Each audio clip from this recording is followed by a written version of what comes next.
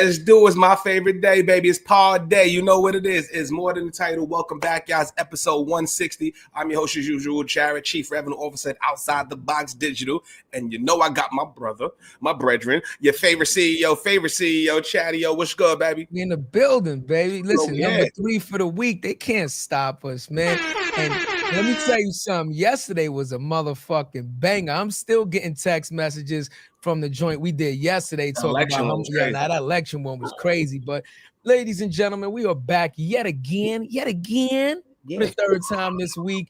You know what it is. It's Thursday. We got a guest in today, so we're gonna have a great show. But you know how we like to start every show, G&T. Grateful and thankful. Absolutely. Grateful for the fact that once again we got a chance to open our eyes and do what we love to do. Right? We got a chance to part again, tell our families we love them, give some hugs and some kisses. You know what I'm saying? We got a lot of chapstick, kissing a lot of babies, so we got a chance to do that again. And we're thankful for everybody, like we just said, all the comments, man, all the support, all the reposts, man, just everything, man. The words of encouragement. Remember, it takes a village, and without you guys, there can't be no us, man. So G&T, grateful and thankful. You know what it is. Big fact. Episode 160. Ooh, yeah, 160. Ooh, that's big. Ooh, we pardon, y'all. Before we get into it, we're gonna celebrate.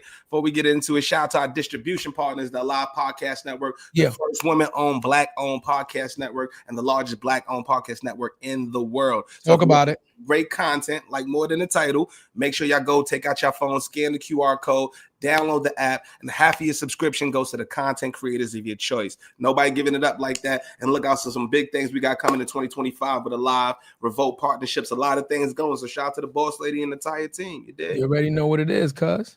That's it. And with that said, let's start the show.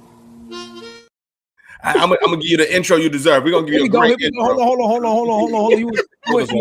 You want some music? You want the No. The horn. The horn feels appropriate. Okay, here we go. Let's you can do some music. I'm from LA, so you maybe put some Kendrick on. Since we got in a tuck.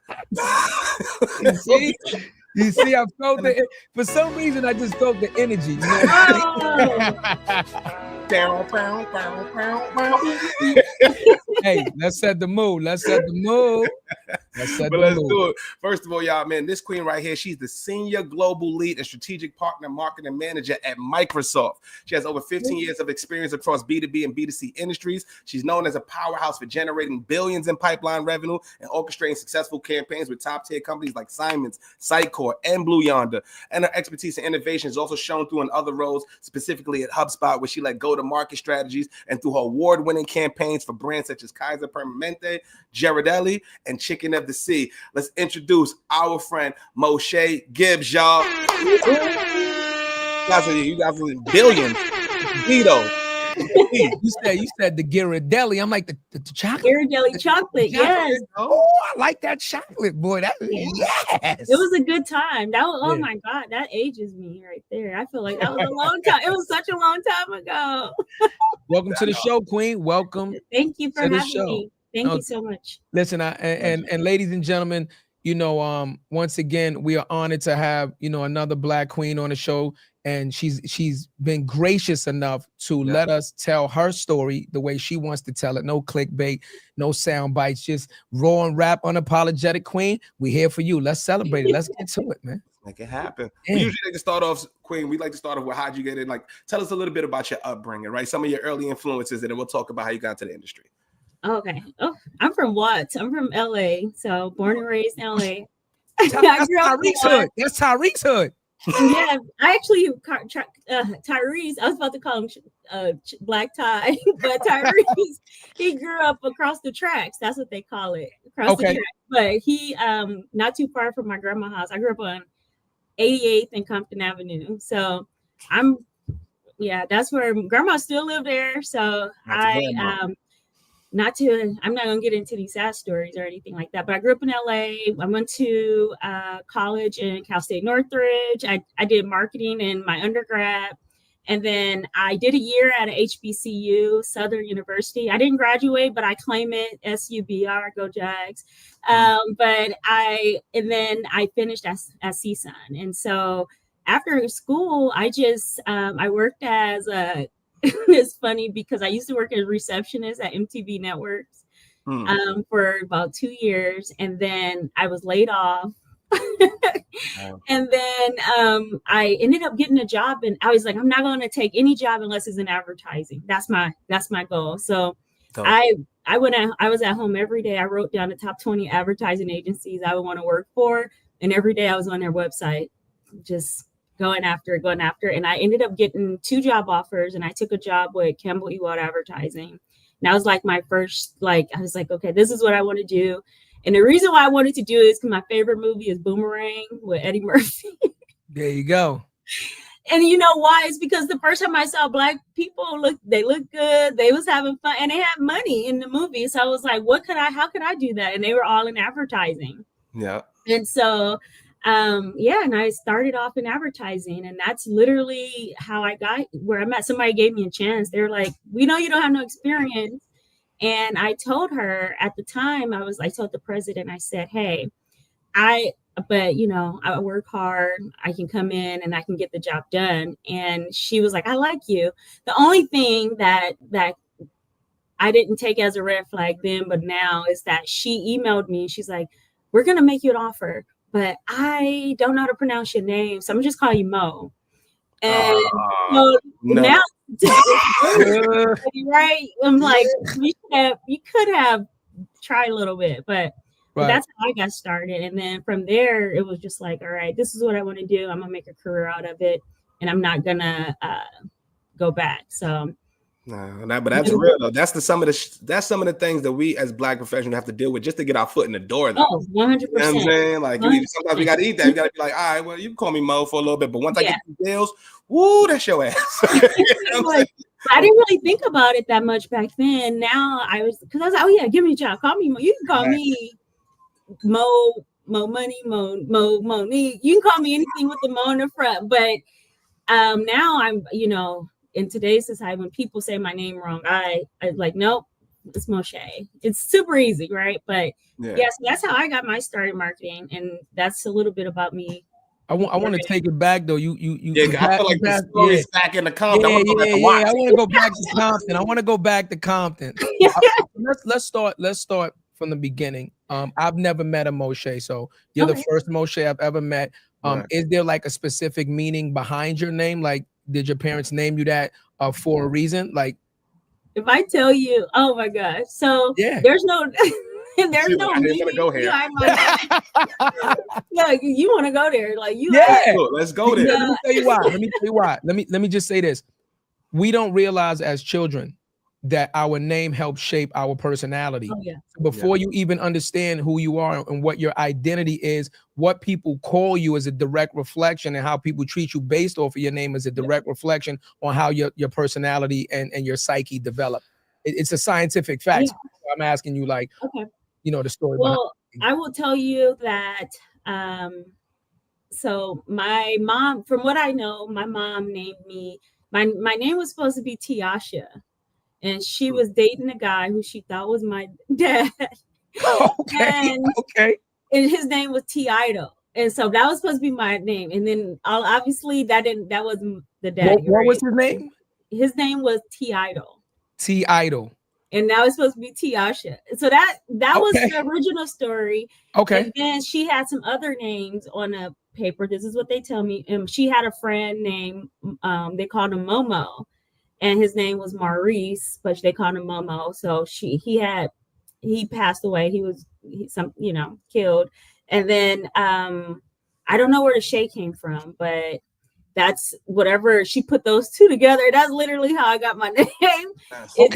Mo came from her friend named Maurice, and then Shay. It might have come from someone else in the family or something. She put them two together. But I will tell you, when I was in high school, I had a teacher who was from Lebanon, and she stopped me in my right after history class. She was our history teacher, and she's like, "Mo'Shai, do you know what your name means?" See, and I was like, "Here we go." And I was like, "It's French."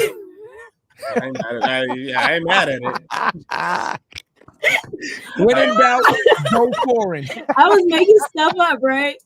And so she was like, no, it's not. Like, she was like, basically in Hebrew, the name Mo'Shai, Moshe, and they pronounce the like it's Mo'Shai Right. or whatever, but it's Moses in Hebrew. And so as I got older, so the first time when I was a receptionist at MTV, that was Gene Siemens. So he's from over there, you know, that's where his origins are from. And he was asking, he came up and he was like, how do you say your name? And then when I was telling, he's like, no, you're pronouncing it wrong. That's not how you say it. So as I got older and I started meeting more people who spoke Hebrew, or that was from that, their origins were from that part of the world, they always say, like, that's not your name. There's a politician over there named Moshe Dayan. That's a man's name. And so I started to look it up and I was like, oh, this is real. This is a real thing. So there is another meaning there. But obviously it wasn't the intended meaning. No, man, but look how it still worked out. Man. Yeah. I mean, even though it wasn't intended, I think that it ended up being a beautiful thing, right? Because now you can choose to lean into the lineage of, you know, your name. And a lot of people also directly relate you know, names to astrological, to, you know, powers of the universe and energy and stuff like that, right? It helps to understand why you know, act the way you act and the things that you like. So I think just, you know, that falls into the education part. Like the more you know about yourself, the more you learn yourself and kind of like your essence, you start to understand why you like things, why you don't, and kind of like how you carry yourself. So that's why we ask that kind of a question. I think it is important.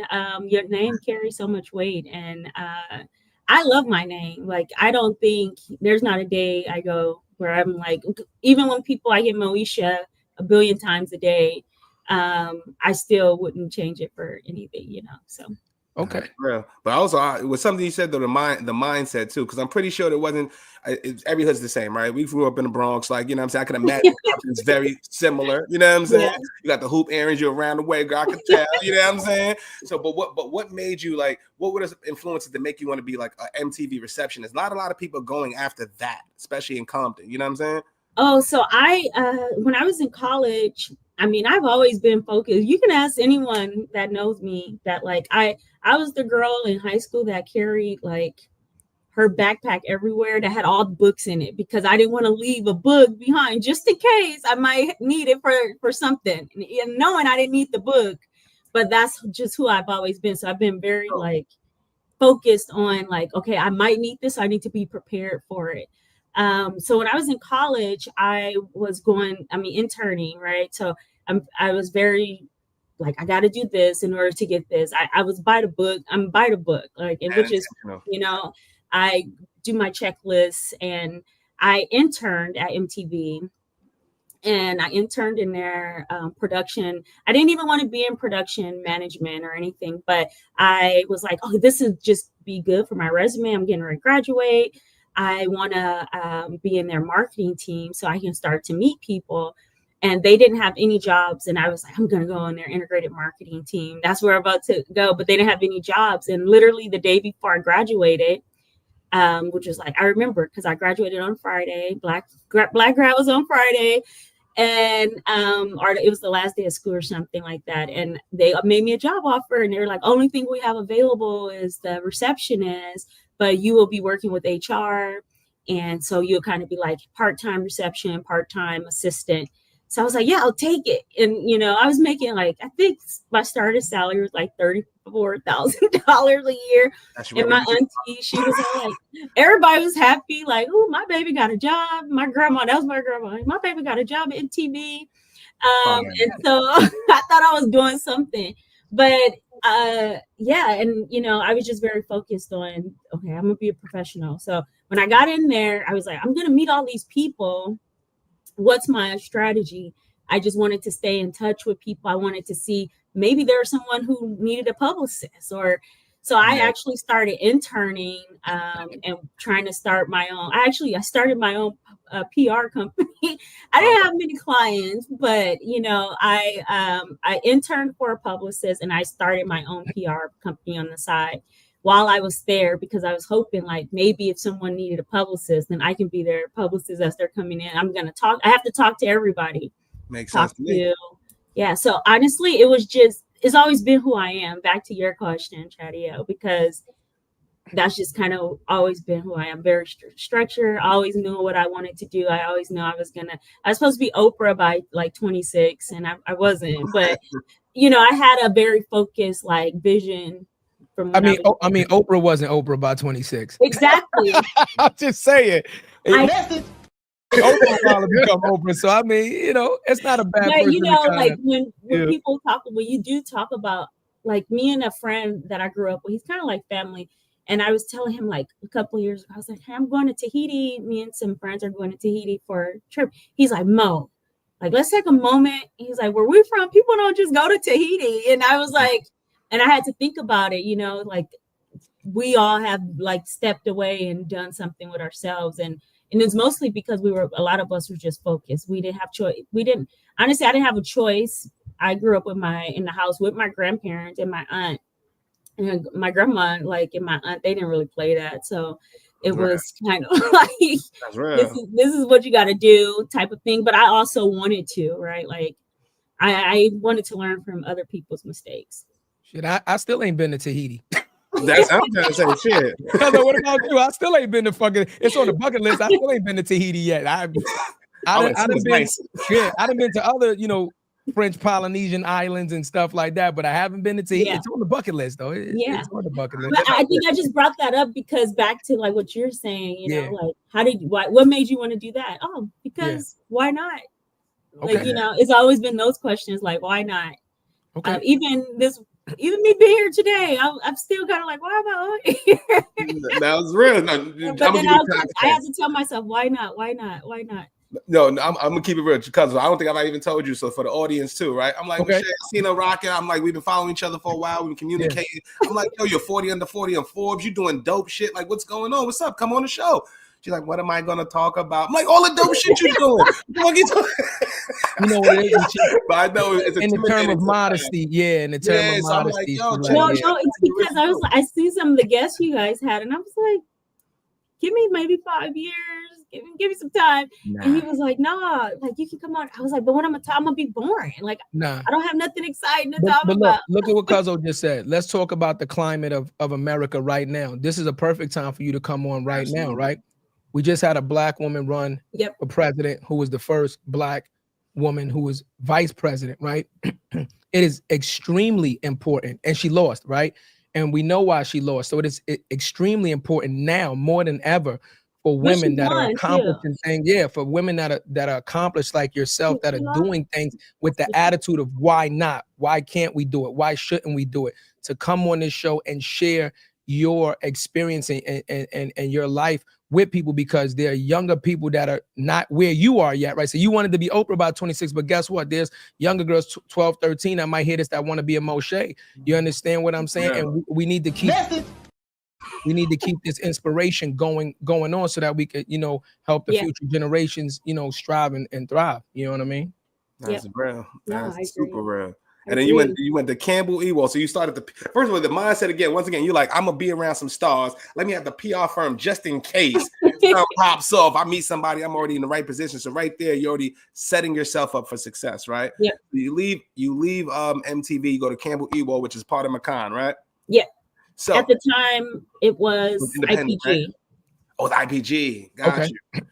Got you. So what was that like? So you going in as a young black woman? Into it was world? Oh my gosh. I was like eyes wide open. I'll tell you, it was hard. I remember I was the only black person. MTV I wasn't, but this company, we had a small office. It was in West Hollywood. I was the only black person in the office, and so I mean that's a whole nother a conversation, but I will tell you I would say 3 or 4 months.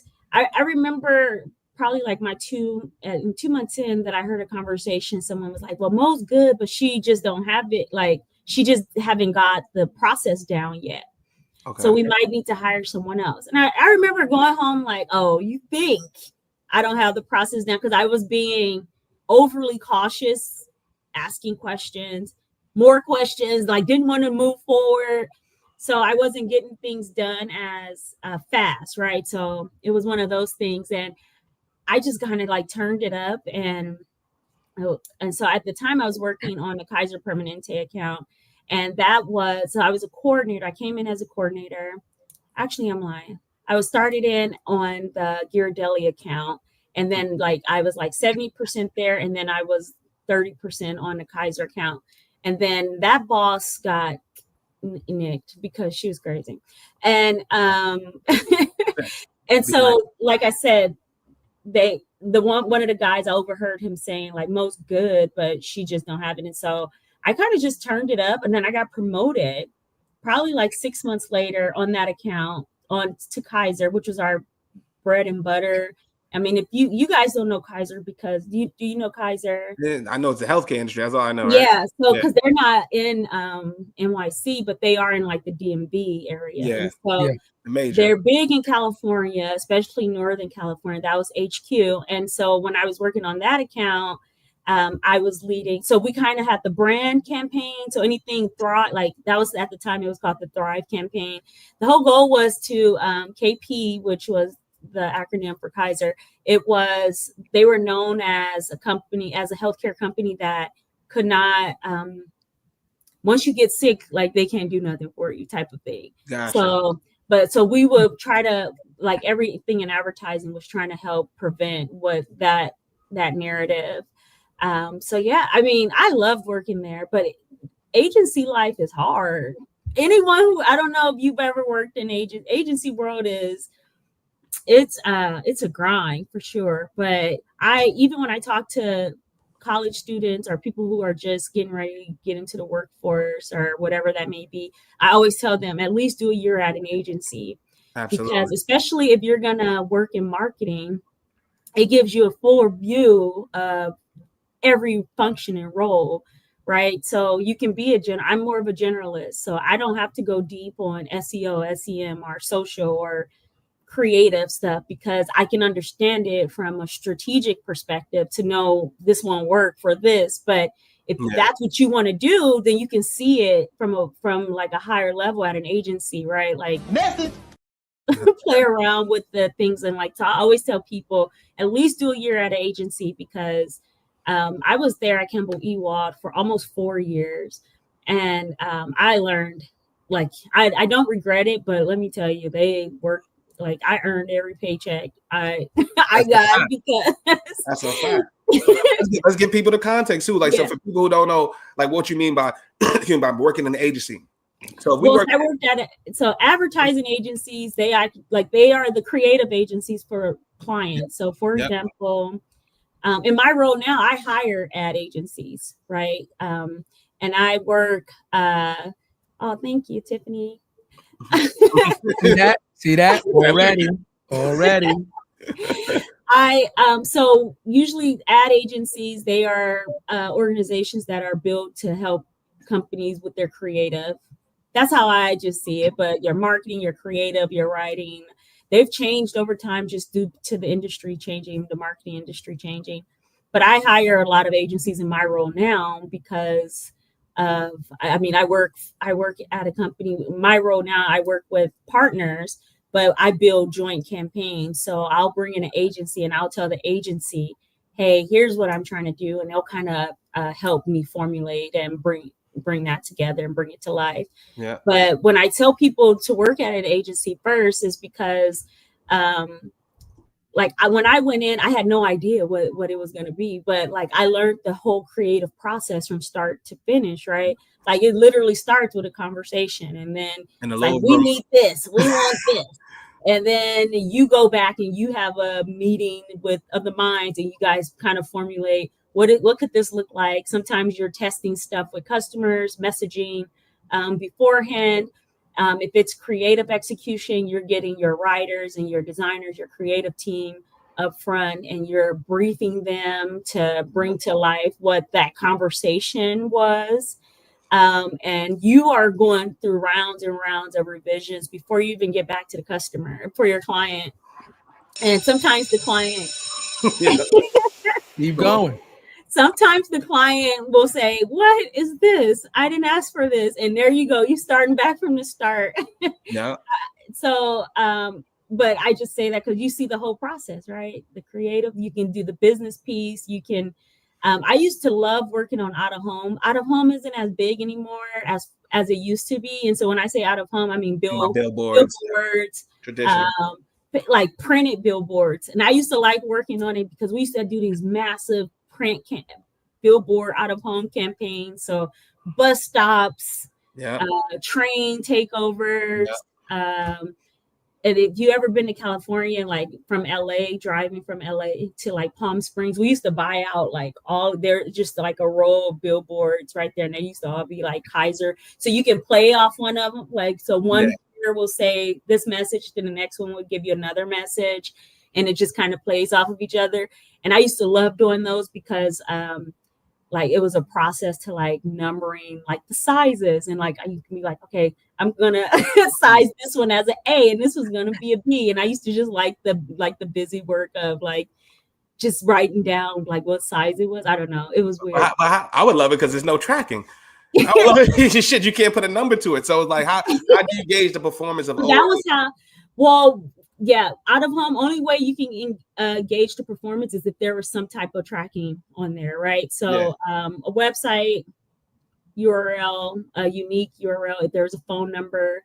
Now QR codes. Back then, I don't think we even had QR codes. Yeah, I was like, but we probably did. We probably weren't using them. But is that even a real gauge though? Like, for instance, like I could like the hell out your ad and just not pull out my phone and go to your website. Doesn't mean I didn't like the ad. But there is like before you buy it, they do give you and I think you will probably know this, Jarrett, but they give you like the overview of like, here is like how many impressions this, so this is how many people are gonna drive by, and this is how many eyes on site or things like this, like so you can get those, but that don't mean much, right? Exactly. It's just awareness, and this is how many people are gonna view. You don't know who's in that car, if they're your audience. But that's a great way. But that's a great place to start, because that goes into the understanding of location. When you come to, that's just business 101, right? If prime location is the corner of a busy intersection, blah blah blah blah blah blah, you might have the best product, but if you're on a block where nobody goes down, where the traffic is super minimal, then how do people know about you, right? So on a busy highway going from, because I used to live in California also for a couple years, so you know, with traffic they can gauge, that's actually a number. They can say, listen, we know that a certain amount of people travel back and forth every single day, there's a certain amount of cars, so you know, at least visibility wise, even if one person in each car, that's a number. It should be some sort of action taken out of it. Absolutely. And that's usually what you'll get ahead of time. And this is the last thing I'll say about the Kaiser thing, but usually we would there would be like a medical office building opening or something. So being able to like advertise around near in different like areas by the medical office building was also right. It's proximity. You know that it's near people's home and things like that. So that used to be a lot of what we would do too. And radio. Oh, radio was fun. Radio, I'm not saying, I couldn't get to we got to pay some bills. I can't get to it quick. I mean, it's a like I said, you know, billboards even to this day is a phenomenal way to just really advertise and get your message out. And it really just sparks people's curiosity if the billboard catches somebody's attention, right? Obviously, you have to be practical unless somebody's stuck in traffic, you know, having a barcode or something that somebody can actually stop and skid. That'll cause accidents. But you can track it, like you said, if you're opening up a specific location, you can say, okay, we're going to do the advertising towards this location. In the first couple of weeks of opening this location, if we get a certain amount of traffic, then we know that this billboard actually worked. Right? So I think it's even to this day, people utilize billboards in the same exact way, right? I'll give you a perfect example. If in New York, if you're driving through the tunnels, like the Lincoln Tunnel or the Holland Tunnel, Apple has completely taken over almost all of the billboards and signage going into the tunnels. And they know that people are traveling every single day into Manhattan. So you know what they got up there? The iPhone 16, right? The iPhone 16, because they want people to know this is out right now, right? So even if you don't get a chance to get it in the moment. They show you the iPhone 16. They show you all the colors available and stuff like that. So now it starts to wheel turn, and you see this every single day, right? So again, it's kind of like aggressive marketing. You see this every single day. It kind of plants a seed. Like, damn, I kind of like that rose. Yeah, it's more so the messaging though. Like even think about the Big Meech one. The world is yours. You're like, what the hell is BMF? Yeah, that's right. So that's Big a good billboard. With that. But that's a good billboard, right? It's the psychology. If I'm going to see this every single day, it's got to make me do an action. So what is going to be? And I'm going to see 1,000 things throughout the day. You want to subconsciously see it, right? Yeah. So what is going to be that one thing that make you remember it? And that's why I love the marketing, is the psychology of it. Yeah. So if you had to like, what's one thing? Because it has to be a strong ass headline. It has to be a strong picture. You know, like, so what is like some good advice for somebody that's I'm in B2B marketing now. We don't do out of home anymore. Oh no, B2B is a different animal. We're gonna go into that. That's a different animal. We went to HubSpot. You was over there with Mark Keelan's in them. You was with Mark. Wait a minute, what's the last name? Keelan's. I know that name. Yeah. He was doing the I forgot what he did. He did the HubSpot resources. The you know what I'm talking about, the lead gen thing for basically the content, the resource, the hub center. Yeah, I know the name. I haven't been there in a while, but the name sounds familiar. I mean, yeah, the name sounds familiar. He's a friend of the show. We call him Mark Killings. Killings, because he was killing them. He was killing them over there, you know. So for content for people listen, like he was one of the first people, like, you know, in B2B was mad stuff. It used to be gated content, engagement was going down. It was just stuffy. It was the same old playbook. So what he was saying to HubSpot is how we're going to get more customers and more users is by actually giving away the information for free, making them power users and building a community around it. And that made them $1 billion brand. Yeah. Okay. Yeah. So that was what it is. But now B2B is just like a lot of it's a lot of stuffiness still. It's a lot of stuff. Content. I'm like, what do we do? What do we need that content for, y'all? Yeah. There it is. That's the question I ask like every day, at least 2-3 times a day. If I'm not saying it in my head, I'm asking somebody. Like, why did we need an ebook? Why do we need this? Tell me why. But I think the problem is most B2B marketers, they don't think of it like B2C. That's the problem. They feel like they're marketing to like some subgroup or something. It's like it's just a person. It is though. It is different. I mean, it's still marketing, but like marketing to a CTO at an enterprise company is a totally different thing. If I'm just driving down the tunnel and looking at iPhone 5, right? I'm old school. If you still doing advertising for iPhone 5, damn, you got a 13. That's a shit Atlas had in killing them. I got a 13, and it's old, and I'm good with it. iPhone 4 FaceTime. I'm joking with you. I don't even think FaceTime was available on the 4. Like, no, I don't even know. It took me a while. I don't even think I had the 4. I mean, it took me a while to give up my BlackBerry. Team Blackberry. Years. Team Blackberry for years. BlackBerry literally stopped working, and I was just like not ready to give it up. So I mean, you know, just sidebar. We talk about marketing, right?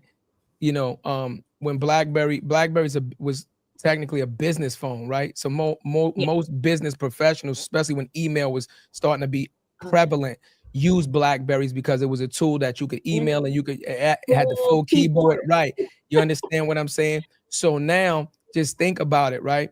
Even they tried to follow the times because BlackBerry first was analog and then it went over to color and touch screen and all that when Verizon brought out the BlackBerry Storm, which was one of our favorites, right? Which was my absolute favorite BlackBerry. But you got to think about like when we talk about marketing and stuff like that, like what made it stop working? What made them stop using something that was the industry standard for so long? You know what I mean? So you got to think about like you had a lot of people that refused to give up their BlackBerry. People didn't jump to iPhone because they wanted to. They jumped because BlackBerry stopped working. Like what happened to BlackBerry? You know what I mean? It's just it was one of those things you think about. I remember they tried to get Alicia Keys as like their creative director, but it's like that with a lot of products. There's this book that I read. It's called Crossing the Chasm or Jumping Over the Chasm or something. It's a tech book, but it talks about the bell curve, right?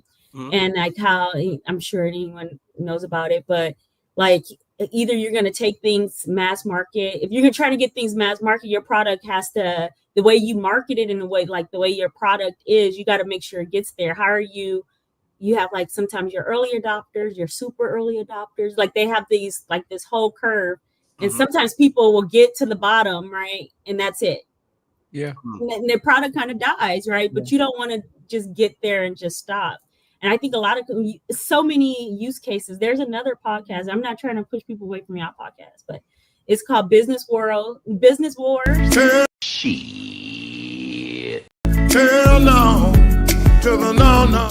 The name was Hate it. you see, but it's called Business Wars, and it talks about. You see, Mo'Shai, the timing is impeccable on this thing, man. The timing is impeccable. It talks about this. Have you heard of it? No, I haven't. But it talks about like companies that are competitors, right? So Blockbuster, Netflix, and like all like why some of these companies rise to the top and why some of them don't. So definitely a good podcast, but like all of these companies, because they stop innovating, right? They got to a certain point and they didn't know how to, I guess, catch up or at least create their own market. Like, how do you go grab a market that's already been grabbed? But like, but that's perfect for what you do. But that's perfect for what you do. That's a perfect segue. Think about it, right? Then they need people like you to ask those questions, to ask the why, right? Because it's easy to develop something and have it become a standard. But if you don't have innovators, once again, coming up in the ranks with fresh ideas and new thoughts and new ways to integrate this thing, then eventually you will peak out, right? You will peak out public interest. And if you're not developing this thing, then you will eventually die out, right? So that's a perfect thing. Yeah, that's a perfect, a lot of B2B companies do that. Yeah, but a lot of first time. You can't market something that's not like ready, like that doesn't have a market. I guess you can say. But that's not the case for BlackBerry. BlackBerry owned the market. BlackBerry did have the market, but their product stopped at one point too. Right? So that's what I'm saying, right? Yeah. Look, Blockbuster owned the market, right? There was other video stores, but if you wanted to rent a video, you went to Blockbuster. But when Netflix was getting some steam and they eventually went to Blockbuster and said, do you want to buy us out? Do you want to partner with us? Because that was actually a deal that was supposed to happen. Yeah. Absolutely. And that would have been a phenomenal deal for Blockbuster. But again, the heads of state of Blockbuster, it's the foresight to see where we are now, but where's society going? Where's the economy going? What's the next evolutionary step in technology, right? To have the foresight to say we need to change the way that we're doing things. And if we stay stubborn in this lane, then look what happened to Blockbuster. Yeah. But you said something. You said you can't market something that there is no market for yet. Right. But that's where the content comes from. Everybody started that. Like if you're a product or at least a market starter, you have to create the content. The problem is a lot of people don't create the content that educates their users and make them do what they need them to do in order for them to grow, right? But you need the marketing. You have to. But I'm thinking like, I just was having this conversation right before I got on this call. I took a work meeting, even though I'm supposed to be off this week. But we were talking about, and I won't go into specifics, but pretty much we work with a partner and we are telling them like, they're like, we got to do marketing for this, this, and this. But like, what are we selling? Like, we have nothing to sell. Like, you guys, like, what are you taking? We're going to market all this stuff and talk. We're going to go to all these events. But what are you going to take to the customer? Like, what are we going to meet with John and David about? And what's your deliverables? What's your deliverables? Yeah. And we don't have it. We don't have it. And I mean, there's a solution. There is a software solution there, but it's not fully baked. So like if the customer is ready to like say, okay, yes, I want to take this and implement it. We've done all this great marketing. Like we're telling you, like, buy, like get this. We're the partner of choice in this, but we don't have the solution fully ready. Okay. I mean, obviously there's like with software is different because you can build it with the customer, right? That's what I was going to ask. But specifically, there's like not a go-to-market plan for it, right? So like if your go-to-market plan is like you got to have like your solution, your offer, your messaging, your customer messaging, your sales messaging. How are you marketing to your sales team before you go to your customer? What are your KPIs? It has to be product ready. And if you're like, if I can do marketing all day around like talking about we do a lot of industry focused stuff, and I'm not no industry expert here, but like one of the industries I do work with a lot is like NRF is coming up. NRF is National Retail Federation. It's in New York. And one of my partners is going. And so one of the guys I work with, he's like, well, Mo, why are they going? What are we going to tell the customers? This and this. I'm like, well, we're working on a demo and we're going to figure this out. Right. Like, I'm like, we're going to make it happen because I want us to be there. Yeah. But what he's saying is right. Like, what product are we taking to market? He's thinking about on his end, what's going to make Microsoft. Right? No, but at the end of the day, like, so that's not there. So we don't really have a full, complete go-to-market message yet or I guess launch or plan or whatever you want to call it, because we don't have a complete product solution that we're taking to market. And it's not specifically to Microsoft, but it's like in partner marketing, you like co-build with your partners. And so if there's not something that's available or being worked on towards like a specific date or something, it's really hard. Like you can do all the pre-marketing, you can make the market, but if you don't have nothing to give to them, then what's, a lot of, yeah. But you can't tell partners that. They don't care. No, they're like, we want to be at the event. We want to give me a session. Well, being at the event it has a dual purpose because you show presence. Yes. You can show presence. And if your company has already if your company already has an established reputation of bringing certain things to market or being responsible for certain innovations, then people will already know of you, right? And then they can get excited and say, well, we already know that company A already gave us A, B, C, and D. Yeah. So if they're here, we know that E is on its way. So, things like that. So I can understand it's a value-based discussion, right? Do we pump all of these resources into something right now when we don't see any feasible rate of return, the ROI on it in the moment, right? Instead of building up the momentum for it. But customer feedback is the most important thing because that's what you build. Like I've only brought one product to market in my career, right? So I'm a salesperson. So I was tasked with actually. They were like, Jarrett, you're gonna be the only salesperson on 300 people to sell this shit and da da da. And I'm like, oh shit, okay, cool. So what my sales deck? What is the proposition? What is the value prop? All of those things, right? Okay. And then as I'm speaking to people in the discovery calls, they're telling us how not ready we are. Yeah. And I'm going back to the dev team. I'm going back to marketing. I'm going how do we create a customized solution for that shit? The only thing that was whack, I wasn't getting no commission, so I had to get the hell out of there. Went back to the real product. Like you sound like salespeople I've worked with before. Mo, we can't do nothing with this. What is this value prop? But I will say something you said earlier was, and there was a report that I read around like 70% of the B2B buyer's journey is done before the company actually reaches out. So what are you doing to be in front of that, right? Like message. All of that's where the marketing is helpful.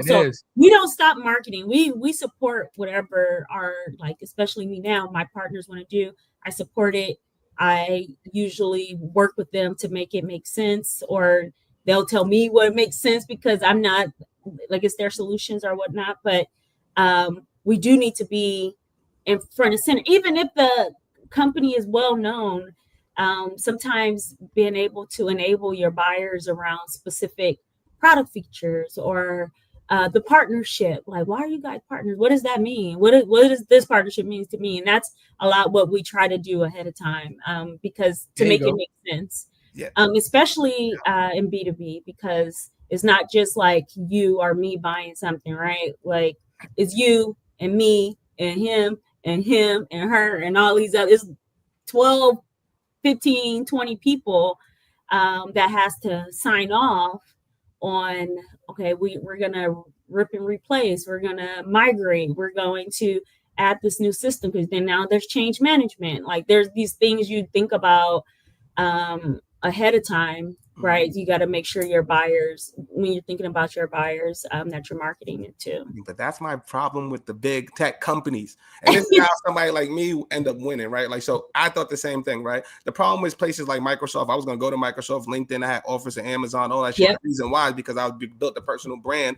on LinkedIn. We ended up getting $2 million in pipeline without a cold call or email because we was building a brand, talking to buyer and doing all that stuff before I even actually made the discovery call. So by the time I do that, you reaching out to me, you've already made up your mind that you want to work with me. So my sales rate increased by 60-70%, and we're doing stuff like that. The problem is when you go there, they're not empowering people to build their personal brand at Microsoft when you need to be showing them this is the process till we get to the finished solution, and you don't want to give off that sauce, and that's killing y'all in B2B. Like I hate that shit in LinkedIn. I'm like, I'm a person like me. I'm from the couch to con. Me and Cuzzo doing all this stuff. We're speaking to superstars. It happened through effing LinkedIn. But you don't even reach out to people like us and the content creators that are boots on the ground to say, how do you build relationships? What does that look like? You got some person who has 200 followers. He's the content creator manager. The fuck is that like? You know what I'm saying? Like, and you well, I'm gonna reach out to y'all now. Yeah, I know. Well, again, it's a value-based system, right? It's understanding. It's having the ability to understand what the customer wants. First of all, right? Yes, any business that is successful is filling a gap, filling a void, solving a problem that exists within society, and you're providing a solution, and that's what the people want, right? Yeah. So if you don't put a value in understanding that personal relationships carry way more when it comes to sales, then you're already on the wrong track, right? If somebody likes Jarrett and they like him as a person, and they feel like Jarrett's not a liar, he's sincere, and the things that he say are true, and I can believe in him, then it's a completely different. It's not a cold call anymore. See, the cold call is out the window now. Now when Jarrett calls us, oh hey Jarrett, what's up? What's going on, buddy? I saw you on LinkedIn. You did right. You see, and most of the work is already done. Instead of Jarrett just making a call saying, "Hey, I'm Jarrett from ABC. I know you don't know me. I don't know you. I got this great idea for you." Click. Oh, that's the hardest shit ever. Oh my god. If you like to make a call, please hang up. Right. You know how many times I got cursed out? I got so nice to that. I used to prefer. I got my chops. Right? I was in reverse mortgages when I was 20 years old. So I'm calling people that's 65 and above, trying to get them to mortgage their house off. They be like, "Hey, you're 65. You ain't got no kids. Take the money out your house. Go around the world. Go travel. Do all that shit. You ain't got no kids. What you doing? What you gonna do with that money?" You know what I mean? And that was the hardest sale ever. So I was like, no. Who are you? They mad guarded. So by the time I got to tech, I was nasty with it. I could tell exactly who you were by the way you said hello. By the way you said hello, I could make a joke with you. I could tell if Mo'Shai was in a rush. I could tell if he was going to brush me off. And based on whatever your role was, I have to get straight to the point. Hey, what's going on? I see you work at Microsoft, so I'm calling from this one. I see that you're doing this. Is that correct? Boom, boom. Oh, yes, I get 2 yeses from you. I'm done. We're in a full conversation, man. And then you book the call. So it's a art. It's a song and dance. I don't know how sales. I'm not a good salesperson. I mean, marketing, you gotta have a little bit, but I would quit. If somebody hung up on me, I'd be like, "Oh no, this is it." Yes, you'd be the best type of salesperson because you know what they want. I know, but I still. Mo'Shai said they hang up on me, and I'm like, no commission. Oh my god, it hurts. It hurts when you don't get it. I used to run contests for my sales guys, so I would say like, "We just ran this campaign, blah blah, and we got all of these hot leads." Like the first person to book a deal with this, like we'll do an Amazon giveaway. Amazon gift cards. I hate those. No, I used to do Amazon giveaways. So like send me a wish list up to $300 or something like that. That's good. They gave me $50 because of like the gifting tax and all this other stuff. Yeah. And I used to feel so bad for them. They used to like, "Mo, all the people hung up on me." Oh my god. Or it would just be hit or miss. But yeah, that's one of the reasons. I used to have to when I was at Insight Enterprises, I used to work directly with a sales team. So I was their marketing person. So my job was to like do all campaigns that drove to this very specific go-to-market sales team. And they would come to me like, they're like, "Mo, one of your sales guys just came over here looking for you." And so I used to do a ton of campaigns with sales, and I got to like sit on the floor. I would sit on the floor with them, and sometimes I would be like, "Oh my, this could not be me. Yeah, I'll stay over here." Yeah, I'll do focus groups and surveys. Play to your strengths and understand your weaknesses. Play to your likes and understand your dislikes, right? Because again, that goes back into your personality, right? If you don't like doing something, how can you possibly be the best at it when every time you go to work, you gritting your teeth and you're like, motherfucker, do this shit again? That's every salesperson. I don't think no salesperson goes in ready to work like that. You got to pump yourself. There's some people I feel like know that they love being in sales. They're like, I meet them, I'm like, you're a sales guy, I know it. How long you been in sales? And but there's some people that like it, and there's some people that they like the thrill of the chase and the thrill of the money. It's like landing the fish. It's like landing you land the whale, bro. You got nothing. I got this little fucking worm. I got a little piece of bait on this shit, and I got $100,000 whale out this motherfucker. That's what I'm saying. I made 20 on the back end. It's like gambling. Some people love to gamble, right? Yeah. Knowing you're gonna lose at some point. You're gonna lose, right? The house, or you're gonna lose, but it's the thrill of the gamble. Like, but I could win, right? So that's like the sales out there, right? Again, you just got to be a person that enjoys that. Yeah, a lot of money. It'd be nice if you got the hustle, you can make a lot. But I do want to ask you because we have a lot of young professionals come through, and we also have a lot of entrepreneurs, and a lot of entrepreneurs' biggest challenge is marketing their own business, right? Like, so what's some advice that you would give, especially digitally, to increase, you said attribution, you know what I'm saying? You about sales. So what does that look like? What kind of advice would you give them? It's so funny because I don't know about the young entrepreneur part, but I was entrepreneur. And so why you keep playing on yourself? You keep playing yourself. I don't like it. You young. And so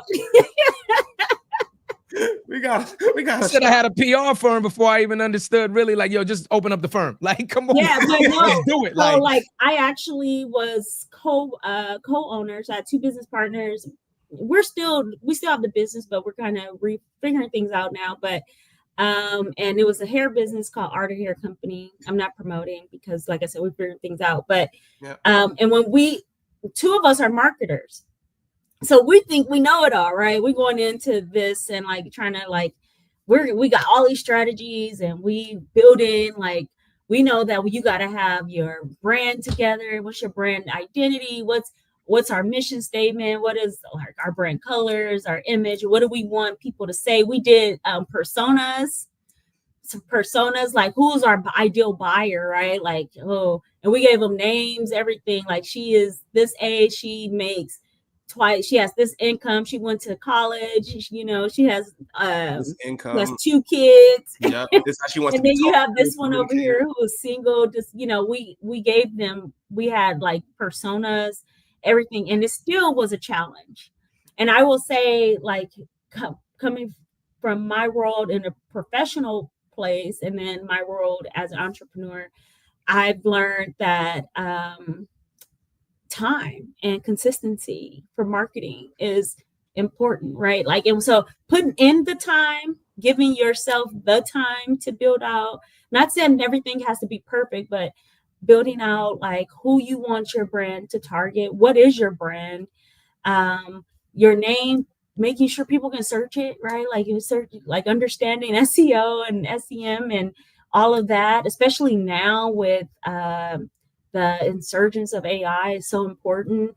Not using AI to do all your work for you, because then you're going to hit up against other people, keywords and terms, and that's a whole other responsible AI and conversation. But so I would say time for sure. So putting in the time up front to kind of build like a solid brand, and who are you targeting? So understanding who you want to go after is so important, because you can your audience, and when I say understand, like you selling dresses and you're putting it to people who are 60 plus, like that's not going to work, right? If your dresses, depending on what kind of dresses you have, right? So understanding who your age group is, who your audience is, and going after that market with relevant market. And you can do your market research, right? Especially as a woman, if I know I have 30 friends or cousins or 30 women that I know that likes to wear dresses,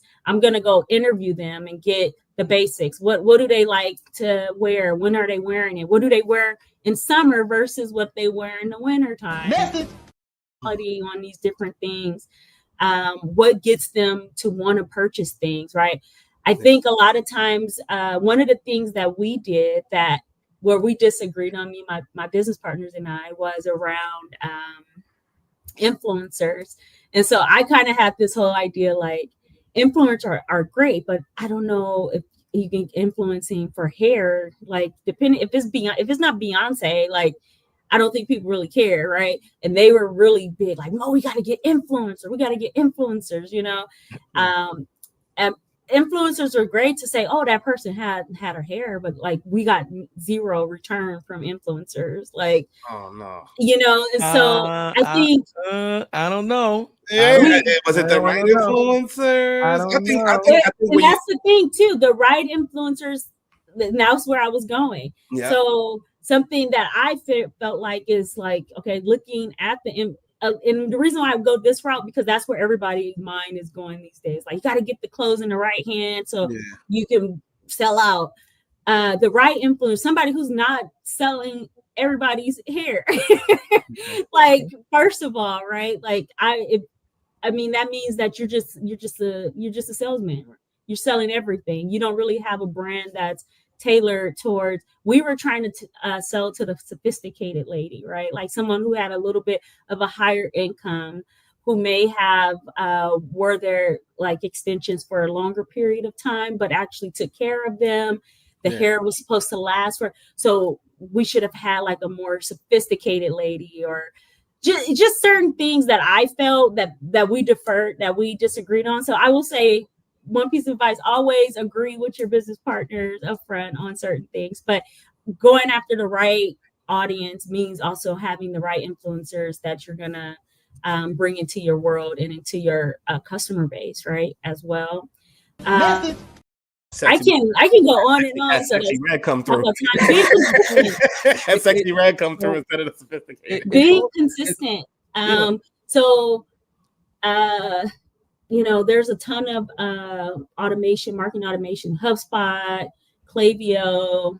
I mean, Adobe has theirs too, the Marketo, which is probably not for small businesses, but I'm going to name it because I love Marketo. But, you know, Klaviyo and HubSpot are two of the ones that like I'm very familiar with.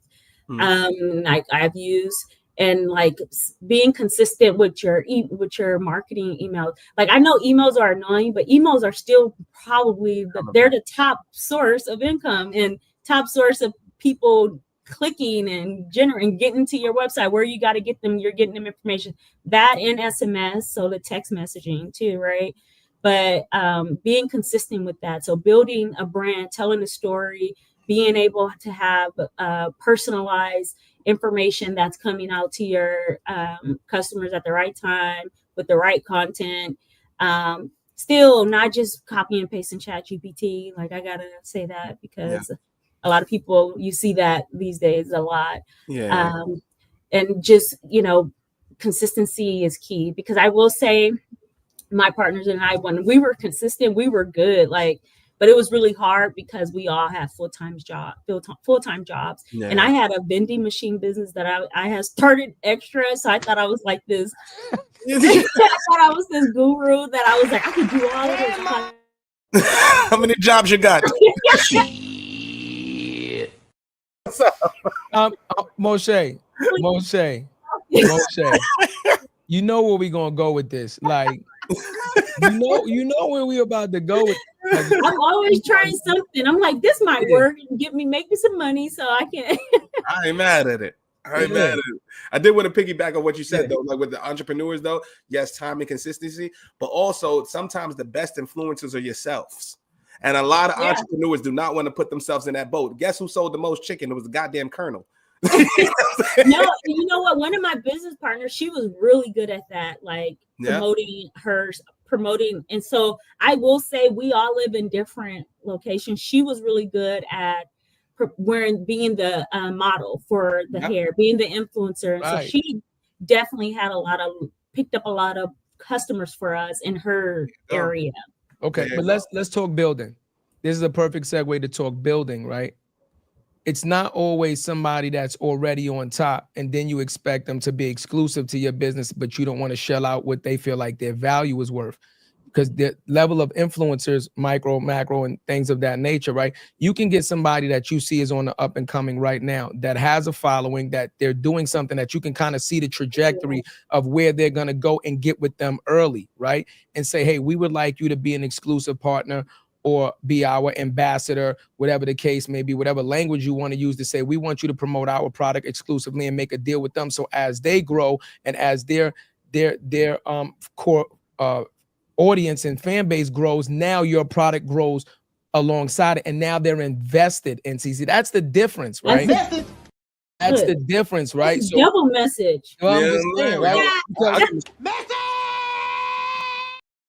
I'm just saying, we talk about, we talk about growth, and we got to understand what growth looks like. And if you want somebody to not treat a situation as a transactional experience, as you want me to do something, I'm just making a check, then you have to make it non-transactional. You can't say, listen, we're gonna pay you X amount to do X amount of posts, and this campaign is gonna run for X amount of time, and that's it. And then that's what they're gonna do. They're not vested at all, right? True. It's gonna reflect. It's gonna reflect, right? But now if you say, hey, let's talk about the hair care product. If you say, hey, Lady X, we love your hair. Have you ever considered this? We're gonna send you some samples. Could you do some content around the installation of it, what it looks like to maintain it, and now show the every day of this thing. Now, once they fall in love with it, they're gonna do and then now watch this. What happens is, once you become invested in a product, like you said, I just took a call even though I'm supposed to be off this week. You said that. Yeah. Oh yeah, I did. But why did you take the call? Because you're invested in what you do. See, you're invested in your company. Right? So now you're willing to go above and beyond. You're willing to go above and beyond what the contract or what the parameters was to make sure that this thing, that's what we're talking about, right? So now if you meet this person, you say, hey, we want to build with you, and we want to do this thing with you, then you're going to get a lot more return than you ever paid for, or you ever could imagine, because now they're truly invested in it. Because word of mouth is everything. Yeah, forget what we do online. Consumer, like D2C. Right, right. So if they're walking around, if I go get, perfect example, right? We had a guy, AD Dolph, come from California, and we took him to my barber, right? My barber don't do no advertising at all, no Instagram posts, no nothing, but he's also a celebrity barber. He cuts Floyd's hair, he cuts you know why? Because everybody that gets out of that barber chair goes, this is the best fucking haircut I ever had in my life. AD was like, yo, bro, this is probably one of the best haircuts I ever had in my life. So you know what happens now? Anytime he comes to New York, he's gonna be like, yo, your barber's available. Or if he's on a business meeting or anybody needs a haircut, you know what he's gonna say? Yo, I know a barber in the Bronx. See what I'm saying? That's the ROI, right? It is. It's so important. I think one of the things too was, that's really how we got our customer base. Yeah, it is. Like the ones that we do have. We definitely did have some net new come in through marketing, but I think we struggled a little bit. And I will say with the consistency part and being a marketer, it was like we knew where our issues were, right? Like, this is our problem. We gotta get it. Was also just like inventory and things like that. Like, we don't want to market too much because we got to, supply and demand. We didn't want to do certain things before we had inventory. And so, but I agree with you, and you just dropped some gems. So it might be something for us to take. Yeah, we got a spot for you at OTB Digital. And for all of those listening, I want to let y'all know we got a spot for you. We got to pay some bills. We'll be right back. We got a spot for y'all with MTAT. So we know who our customers are, and hopefully there's you. All right, so we got hoodies, we got hats, we got courses, how to build relationships and revenue on LinkedIn. You want to know how to get some commissions and sales? Make sure you want to build a personal brand. Get our course. You can get it you can't get it for the low, but you can get it. But you get the hat. I wanted to see where you was going with that. You can't get it for the low, but you can get it. And you get a mug, you can get that for the low. But we love y'all. Make sure we might not be here next week. Make sure you go. So, I think about let me ask you this question too.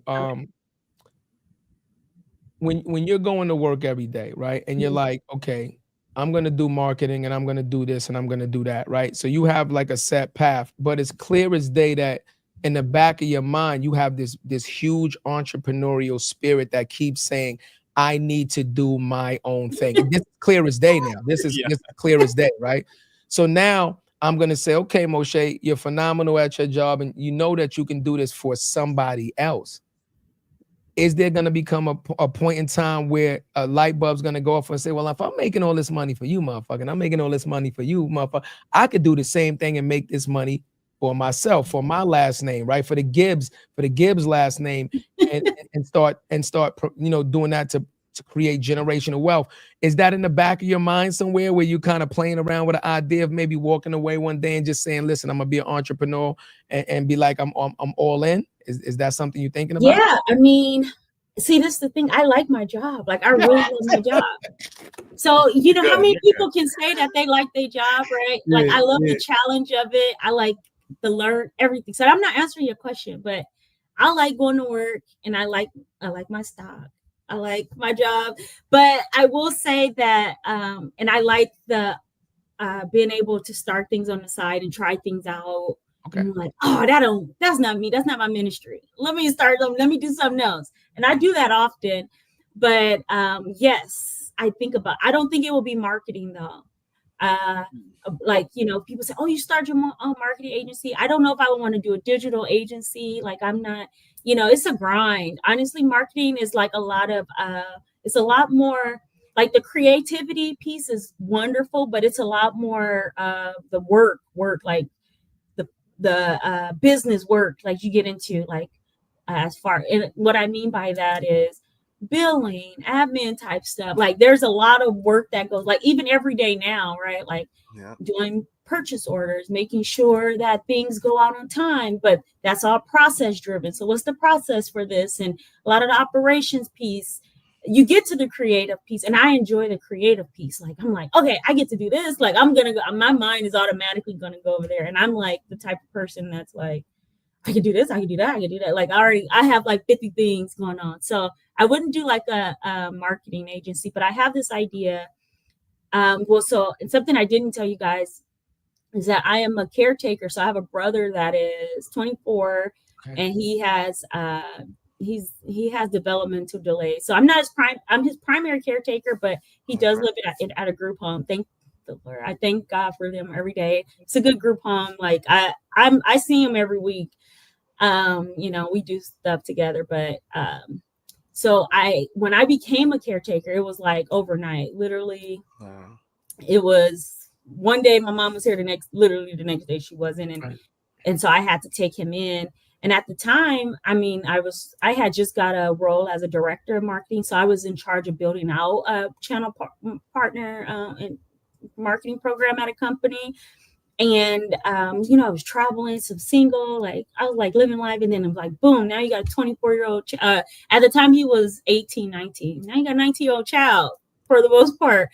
Right. And I didn't know what to do. So I have this thing I'm working on like helping, like a concierge type of thing that's hopefully tech based, that's not too hands-on, but it's as a service type of technology that help people like myself. What did you say earlier? Most businesses thrive when they solving a gap or they're solving an issue, right? Yeah, so absolutely. I didn't know what to do. Probably for 6-7 months, I was like, and even though I grew up in like Watts and all these other, like going to the Social Security building, I was like, what the hell? I don't know where the Social Security building is at. So I had to, you know, just like certain things that you got to figure out that you have to do. So, and then it's even beyond that too, like services, state services, understanding laws, understanding different things to make sure. And so like I've taken upon myself to like get certified for like Article 9 in Arizona, just so I can understand the rights that they have that disabled adults have as a disabled adult living in private group homes and just things like that, because I want to be able to help like the next person, God forbid, like the next person who has to take on something, because it can happen to anyone. That's real. You know, so that's something that I've been working on for a little bit. And that's where I would like want to go. Like it wouldn't be, obviously the marketing, there's transferable skills there, but that would be like my dream. Imagine like this technology that could, or this app, or even if it's web-based, whatever it is that's easier than, that has more services and offers more than like a care.com, but it brings all like everything else from like states and directories and all these different other businesses to you in one format. Like, because for me, it wasn't that way. It was totally different. So that's my method. That's real. And that's super. People don't know what you're dealing with. You know what I mean? That's the shit. People don't really know. That's the more than the title piece. You know what I'm saying? Mm-hmm. Like, I just had an ill ass question too. I just dropped it. Fuck. I had it too. I had it. Oh my god. There you go, right there. It was a layup. Fuck. Oh no. Damn. What happens? 160. You got because it was the Dendu. It's the Dendu. I finished the Dendu. That's why I need more. I'm running out of gas.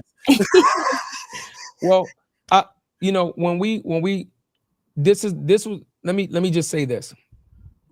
When we are talking to young individuals that want to start up a business and want to go out and become an entrepreneur, one of the biggest messages that we say is, like you said, go to an agency, learn the agency, is get into the business that you want to start your business in. That way, the transferable skills and the knowledge that you have can kind of fast track you. Because now let's talk about younger Mo'Shai that's starting all these companies on a whim. That's easy to do without any responsibilities, right? Mm-hmm. But like you said, in a snap of a finger, now you have somebody that you now have to take care of. So imagine a mother or a father that has multiple children and a job and a mortgage. Now you have all of these responsibilities where if you're going to pivot and start your own thing, to pivot and start your own thing is something completely different than what you've already been involved in for, how long, whatever you made your job or your career. That can be extra stress upon a person, right? Because entrepreneurship already, people are afraid of doing it, right? So, so it's interesting that you said that, but the passion is there. You see, now that's the difference, because this is something close to your heart, right? This is something that you're passionate about. And this is something that you can say very easily, I know I'm not the only one going through this. Mm-hmm. No, 100%. I do know. Right. I talk to people, and you know what? And a lot of times you don't tell your story, or you don't talk to people. People like to keep things private, and I get it. But I tell my business to everybody. Sometimes I tell my business, I probably should tell my business. And I'm like, I told somebody, I didn't tell this person my life story, right? But I have met multiple people since then. Right. And they're like, oh, my brother has special needs. And when my parents, they put me down as to take him in, like would you help me? I started taking golf lessons like a year and a half ago, maybe.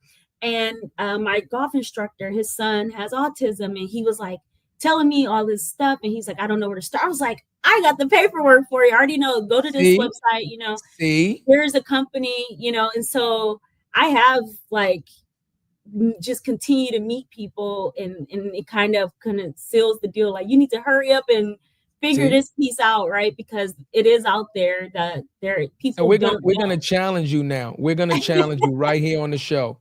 No vending machines. No vending machine. The Cheetos is good revenue. Right, you understand what I'm saying? No. I don't want to hear Mo'Shai's luxury car rental. You understand what I'm saying? I don't want to hear Mo'Shai's hot aromatherapy candles. We gotta get you focused now. You know what I mean? You in real time, you are already seeing that the product or the service that you can provide to somebody is already in dire need. People need that already. So that's as a marketer now, that's first party data. Yeah. That's phenomenal for you. Yeah. And because you've walked through the process yourself, now it's easier for you to map this thing out. You're a checklist person. Boom. Now you can start off with a very detailed checklist of these are the process, these are the steps, these are the timelines. You need to complete these certain things to at least get somebody started. Now we're talking about go-to-market. Let's talk the go-to-market strategy. When you develop this thing, it's not going to be perfect, but at least when you market and develop this thing, you can say, listen, I can take you from here to here, at least as a start. Yeah. Now, once people start to use your app, now you'll get the user-generated feedback and say, hey, could you incorporate this? And I was having a little bit of trouble with this function. Could you kind of tweak it? Yeah. And that's how you end up developing a phenomenal product. There you go. Right here on More Than the Title, ladies and gentlemen. Let's say that one more time so I can record it. There we're going to clip it up. We're going to clip this up. There it is, right there. I ask you a selfish question, right? Because we also have a lot of agency owners come through, right? And you being a part of Microsoft, you said you have a lot of different channel partners and vendors. You're working with different agencies. What advice would you give to Black entrepreneurs or agencies that want to work with a brand like Microsoft? Oh my what gosh. are you looking for? Don't send me no LinkedIn message. I'm just like, she didn't even accept me on LinkedIn, ladies and gentlemen. She didn't accept me yet. We second connection. I had to send her a note and know like, hey, it's me, it's Chatty. I haven't got one yet. No, I get so many people on LinkedIn. Let me tell you something. Sidebar. Yeah, I haven't had so many friends that I ain't talked to reach out to me in so long since they found out I worked at Microsoft. Oh, Message. It's so interesting. I had somebody I went to elementary school with. I have not seen this person, and I was like, you know what, this is what LinkedIn is for. I always put that in my mind, like, this is what LinkedIn is for. But I'm like, you want me to refer you to a job that I don't even know what you do? Like, I haven't seen you 27 years. Anyways, so advice to agencies on how to work with corporations. Oh yes. Honestly, you gotta know somebody. That's the hard part. Reaching out on LinkedIn is a good way. Microsoft, I will say in my role, I'm not gonna speak for all of Microsoft. In my role, my team, there are some well-known agencies that are around Microsoft, and some of them are so well-known that they've like ingrained themselves as extensions of the team, right? Mm-hmm. So like, they are less of a contractor, more of a external employee type of thing. So I have an agency that I've been working with since 2015. I've taken them everywhere, but that's just because I know they do great work. I know they're gonna deliver each and every time. So honestly, I will say maybe reaching out maybe to one person. I have brought in companies that I didn't know that reached out on LinkedIn, and they shared like, oh, this is what we've done. They shared like a quick video reel or a PDF. So a lot of times people just send you a long message, and I have a very short attention span. So like, I'll read like the LinkedIn message, like the first part, and I'm like, okay, I can't, like, my attention span just went away to something else. So be very short, direct, get to the message. You got a link, attach it. If you got a Calendly or something, like, send it in there right away, because there's been times like, oh, this looks great, I'm just going to schedule a meeting with them right now. So I've done that a couple of times myself. I can't speak for other people, but I will say LinkedIn does work. If you have somebody in or someone that you may know that may not even be in like a marketing or something like that, ask them to bring you in. The one thing is that compliance, right? Privacy and compliance. I get asked this a lot. Oh, Mo, do you know, can you give me the email for? No, I can't, because privacy and compliance, I can't give you no one's information that I work with, because it's against privacy and compliance laws. And so that's always a hard stop and a hard no. People get discouraged. But I always say, let me see if I can pull together a couple of people for a presentation. If you want to send me what you will present, give me a quick like blurb on how you will present it, like your selling pitch, and I'll send it to like a group of people. Hey, I'm going to schedule an optional call. And then if it's 3 people on that call, then you can, you made something. You made something, right? So that's happened a lot as well too. Events, like, invest yourself in conferences. Invest, that's where a lot of I've also, especially marketing conferences. So like a lot of like, for example, B2B Marketing Exchange is a conference where a lot of B2B marketers will go. But like, you have companies like 6 Sense, HubSpot, smaller digital agencies and things like that. They're the vendors, and the marketers are the people that they are trying to they're trying to get our business. And so I've actually brought in companies from those types of venues, or I guess channels, to meet with my team. And 2 of them have turned into vendors of our suppliers of ours that we've worked with consistently. So dope. Yeah, conferences, events. Don't be afraid to reach out via LinkedIn or any. I know I say LinkedIn because I spend most of my time there, but like there's other channels, right? Like obviously Instagram. If you know someone that's working on Instagram, if that is your platform of choice, Facebook, whatever that may be. What's the most creative thing that a sales? I'm a sales guy, so I'm curious. You got a little short attention span. What's something that made you laugh and be like, I'll give you one for me, right? Like I booked the meeting. I get boring stuff. Like if I got some fun stuff, I might be like, oh, that's so fun. And I don't ever get anything cool. Like it's usually like a long, like I'm like, oh my god. Oh no. And they'll reach out over and over and over and over and over again. Or they buy your information from like that's why Zoom Info is going through that lawsuit now. But one of the funniest ones. So one lady she was a VP of marketing, right? This was like one of my only cold outreaches, but she had the same last name as me. So I'm like, yo, what I'm gonna say to this lady? Yo, what up, cuz? When the barbecue? Yo, what you make? You better not have auntie do the thing. She bust out like mad emojis, mad dads. Like, yo, what up? Like, and we just start talking, right? Yeah. And just off of that, I got the meeting. Nice. Just from I would respond too. Like, who's this talking about? What up, cuz? Especially on LinkedIn too. I'm sitting there with a hat and a hoodie too. You like, what the hell is this? Who was this thug? Like, oh, I've been waiting to go to a barbecue. So be creative. That's the point. Be creative. Oh yeah. Those. I mean, now a lot of times I used to get when I was in the office, I used to get a lot of like physical thing, tangible things. They would do direct to person, like direct mail pieces. So I would get like gifts, all these random things, and it just like I'm like not like now since you're not in the office, right? People don't they don't do a lot of direct mail, but there are some platforms that allow that people will say, hey, I'll give you a $50 gift card for a meeting or something like that.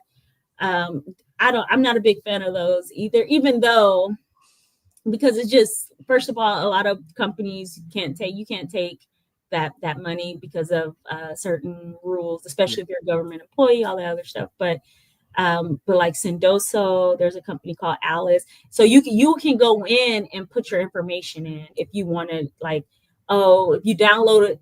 I had a partner that ran a campaign, like they downloaded an ebook and then they got pushed to this landing page. Oh, if you want to schedule a call with us, you'll get this. And you put your information in and it ships directly to your house. It works in some formats. Maybe if it's a small list, 10 customers, you've already talked to them. Maybe you met them at an event, you want to follow up. That might be another approach as well. I used to hate that shit, Mo'Shai. I ain't gonna lie. I used to be one of those brothers at the events with you get a free iPad if you put your business card here. And I'm calling you afterwards. You're like, hey, I'm Jarrett from this one. They're like, oh, I didn't win the iPad. Forget you. No. But see, that one is a little different though, because it's all online. You don't have to be at the event. So you can just put your information in there. I've gotten some stuff. I was like, oh, I'll take that jacket. See, but the to me is like if you're offering me something, I feel like your offering isn't your offering should speak to me automatically, or it doesn't know the problem. Yeah. No, I have one company that was trying to get us, and like I told them, I was like, I'm a minimalist. Stop sending me stuff. I had to like tell them like, stop sending me stuff. I don't want no more stuff. And then literally last week, no lie, I had the doorbell rang and it was like macaroons. So I guess they figured it wasn't like stuff that I can keep. I was like, I don't like macaroons. Like, I don't want this. So audience. Hate it.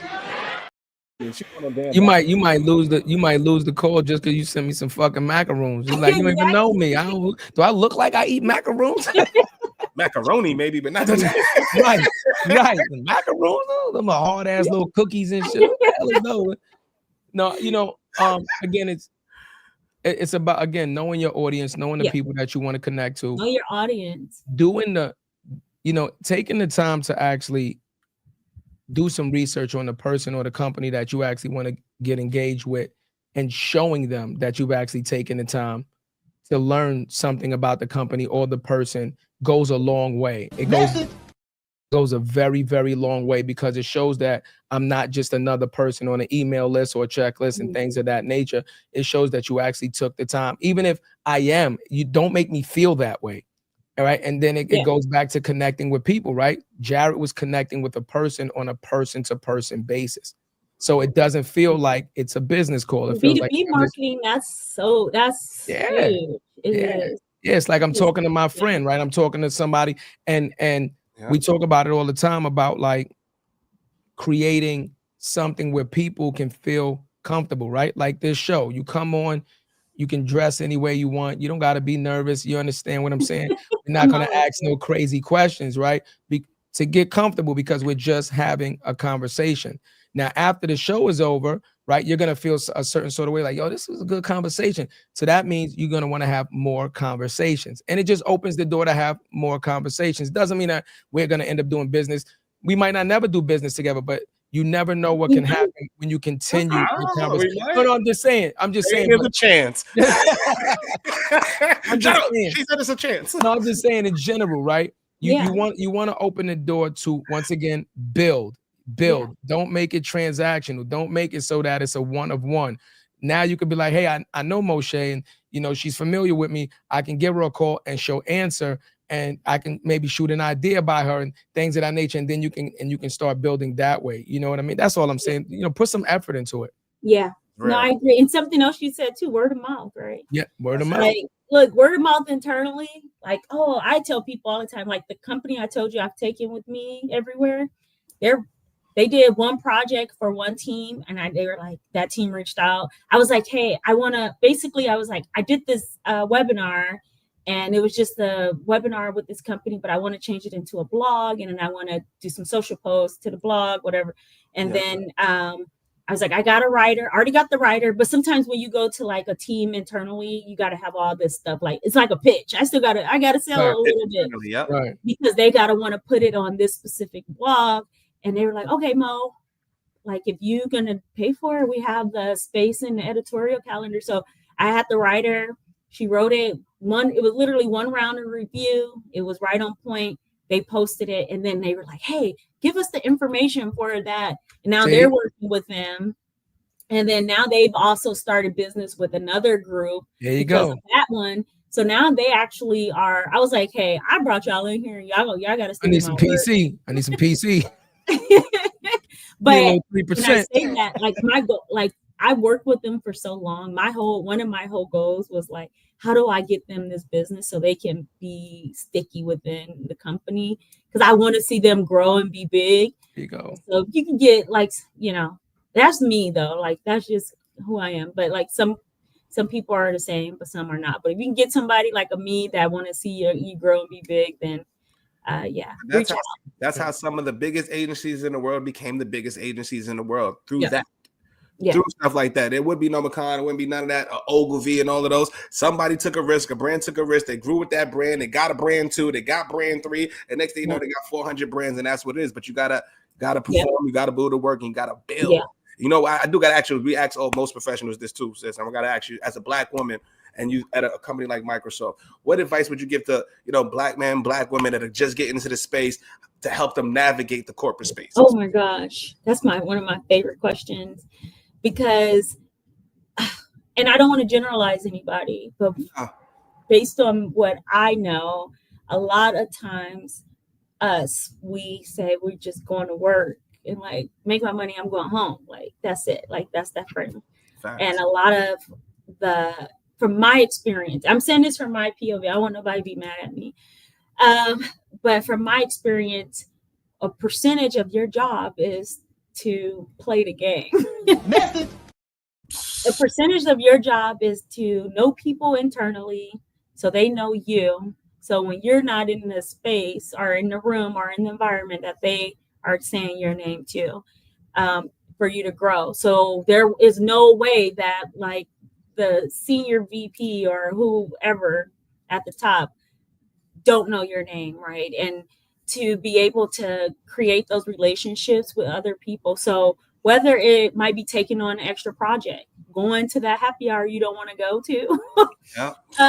We love happy hour. If you're in the space, but it's true though. Like I know so many people that I worked with other, Black women that were not as friendly as me. I've worked with, I've been in jobs where there was the mean white girl club because I was like, and I'm not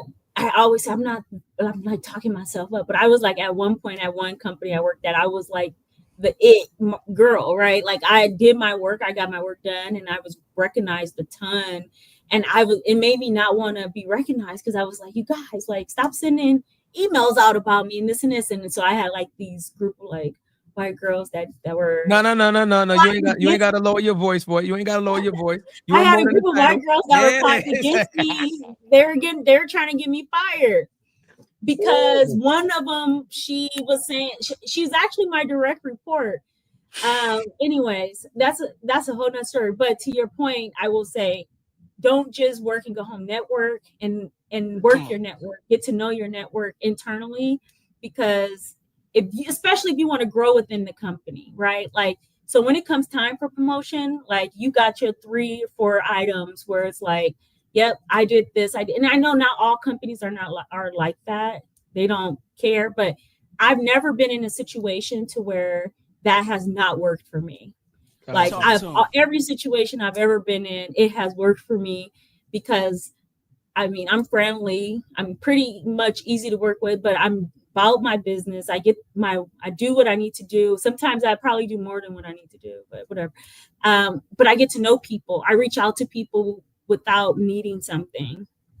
I make sure that if I'm in the meeting, I'm going to say 2 or 3 words if it might not need to be said, but I might say it because I want, so-and-so's on this call. I want them to know that I was on this call too, right? Message with you, and I want, I agree with you, and I said the same thing yesterday. Like whatever that may be, if I got to add to the conversation. And actually, this older white gentleman that I used to work with told me that. He was like, Mo, he took me to the side and he was like, why are you so quiet in these meetings? And I was like, because I'm scared, man. Like it's a whole bunch of like old white dudes up in there.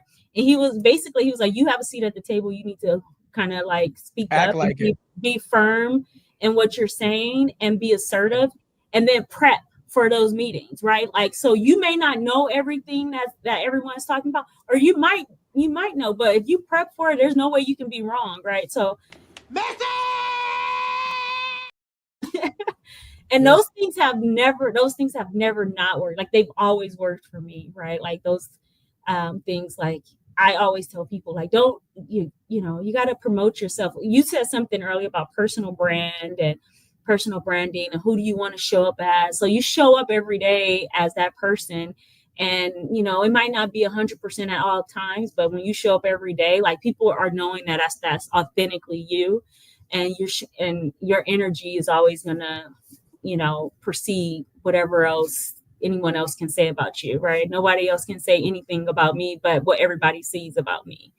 And that's because I always show up no matter where I'm at. Like, it's going to be me, and I'm going to be just like this. Like, I might turn on my boys, my Kamala in the swing state boys, but battleground voice. That's a guy. Jared got one of those voices. What I tell you? Jared got that voice, Mo'Shai. I'm saying that shit cracks me up. I'm not gonna lie, right? Yo, Mo'Shai, I'm not gonna lie to you. I'm gonna make you laugh. We've been on vacation. We've been on fucking vacation in party mode. We drinking, then dudes, we just dance, we having a good time, and he'll get a business go, hey, how you doing? This is Jared on the phone. And when he does that shit, who the hell are you? Yo, I fall out every fucking time. Like it's like a light switch with this phone. I fall out every fucking time because it catches me off guard. Even though I know he's gonna do it, catches me off guard every single time I fall out. You gotta have that voice sometimes. I don't listen. You seen the meme with Carlton and Tupac? That's us. I don't got that voice, Mo'Shai.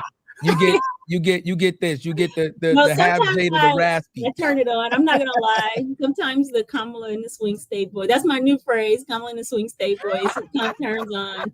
But Yeah, that's all I will say. Show up. Look, people on as Instagram you. saying we all put on that business voice. I disagree. I don't have a business voice. This is my voice. Listen. Here's the thing, Mo'Shai. The message that we understand to play the game, but when we talk about being your authentic self, right? Yeah. It takes too much energy. Look, it takes too. Like, we gotta do double the work. We gotta make less mistakes, et cetera, et cetera. We are already exerting so much energy to even show that we belong and we deserve to be in whatever position that we're in, right? I just feel like I don't have the energy to create another version of me. You understand what I'm saying? And that comes with experience. When you get in the door and what you do, bro, that's why I became the hat and the hoodie. When I know my shit, I'm the hat and the hoodie, and I am who I am. Got the hoodie. Right. See, that's what I'm telling you. Like when she had to get in the door, right? I had to cut my hair. You had to I'm Monique, I'm a Wheat, whatever the hell you want to call me to get in the door, because that's what it is. We got to get the bread first. Gotta get the bag. You know, everybody journey different. You know, mine's is the road less traveled, but my whole thing is like, I can't, and to me, I just can't be. I feel like be phony. Like I gotta like again. How do you show up every day at work and be your authentic self if you don't like who you are in general? So when I show up, like I'm just like, listen, I know the position I'm in. I worked this hard to be here, whatever it took to be here. But this is me. Take it or leave it. You understand what I'm saying? I'm like that now. Yeah, I am, you know, because I am, I like to laugh, and I'm literally, it would get me so mad when they would talk about, I don't want to talk politics, but when they would talk about her laugh and her laughing, I'm like, that's me. I'm cracking up laughing all the time at work.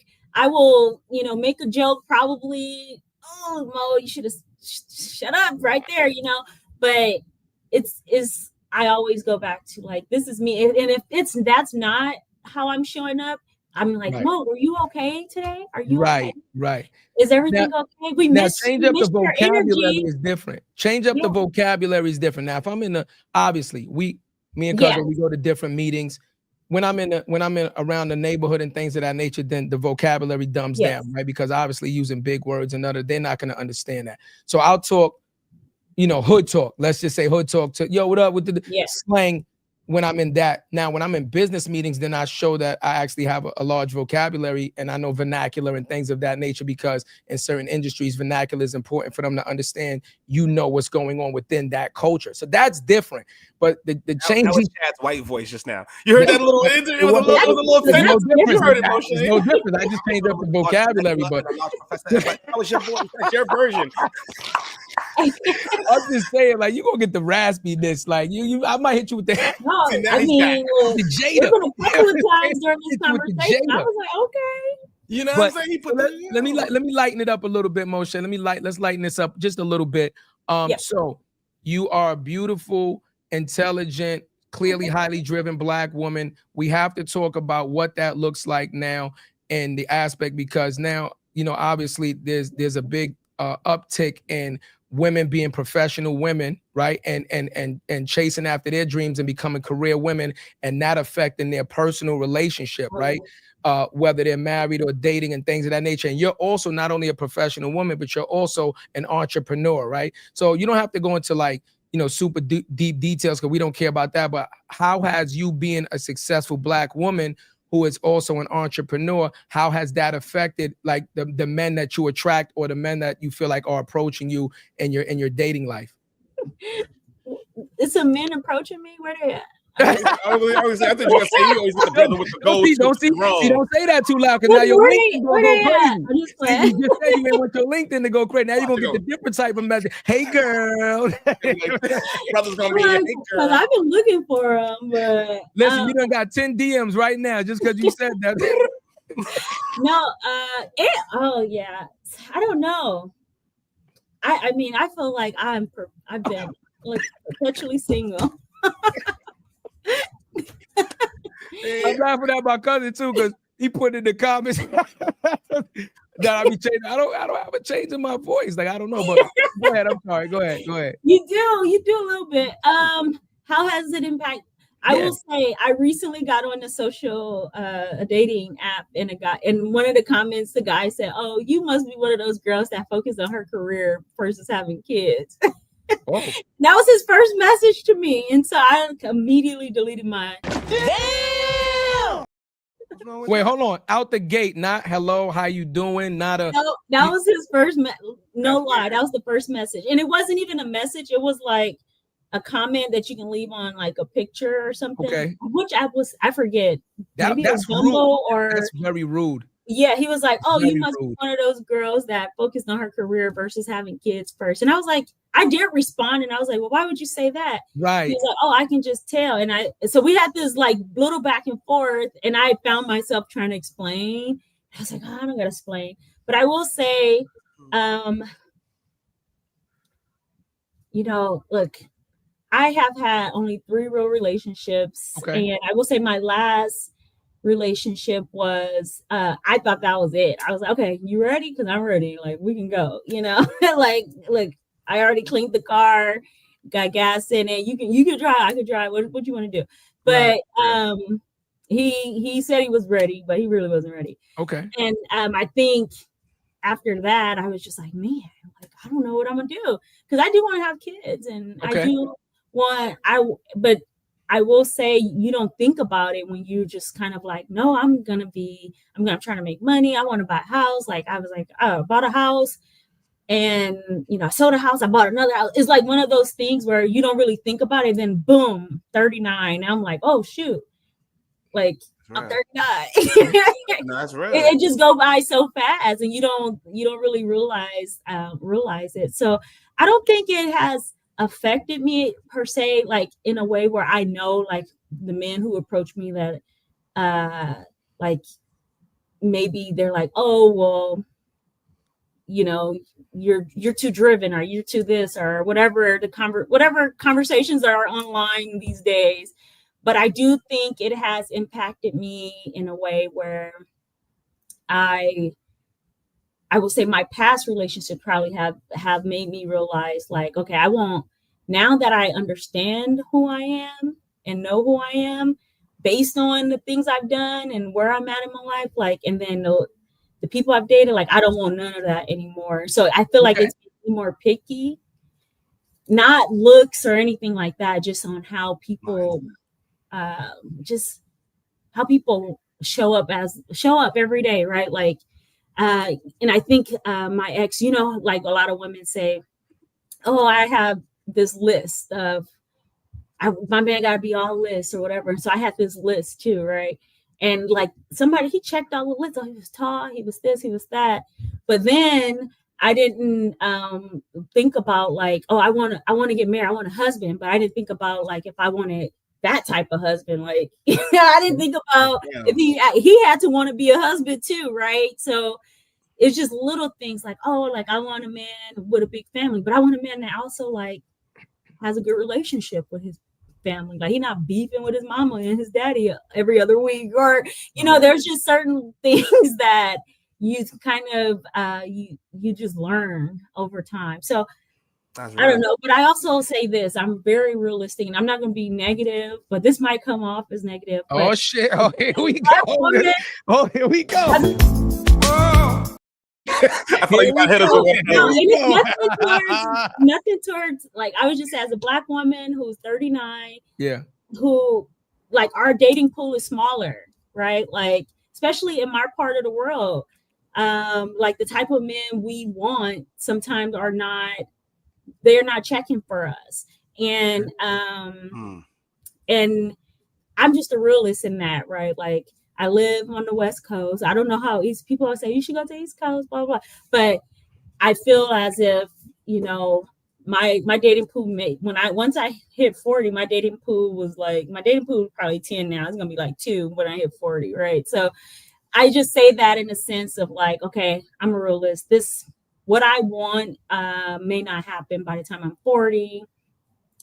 So I'm actually, you know, like I still want to have kids. I might just be like, forget about it. I'm gonna go find a donor. So look, I might use y'all platform. You've been in the Bronx. You got 2 kids and 4 godkids. You got 2 kids and 4 godkids, a niece and a nephew. Definitely it's definitely regionally based because I can't see it happening. You know, again, we asked this question, and this is a very important question, right? Yeah. Again, we're talking to our communities, and there are younger women that are aspiring to be career women. And this is a very difficult choice. Do you put your career in front of your personal needs on if you want to start a family early, right? There, because there's success stories on both sides of the fence, right? There are people that got involved early, decided to have children early and still end up being successful women. And then there are women who decided to put their career first and then decided once they were established to a certain point to, you know, put, you know, their personal feelings and then start a family, right? But it is a conversation that needs to be had because, again, in today's climate, and this is worldwide, right? There is a big disconnect between men and women. What women are looking for, like as a Black woman, what are you looking for in a partner, right? Because you said, like, listen, I'm 39, I'm not really looking to keep playing around dating. I'm looking for somebody to eventually become my partner, right?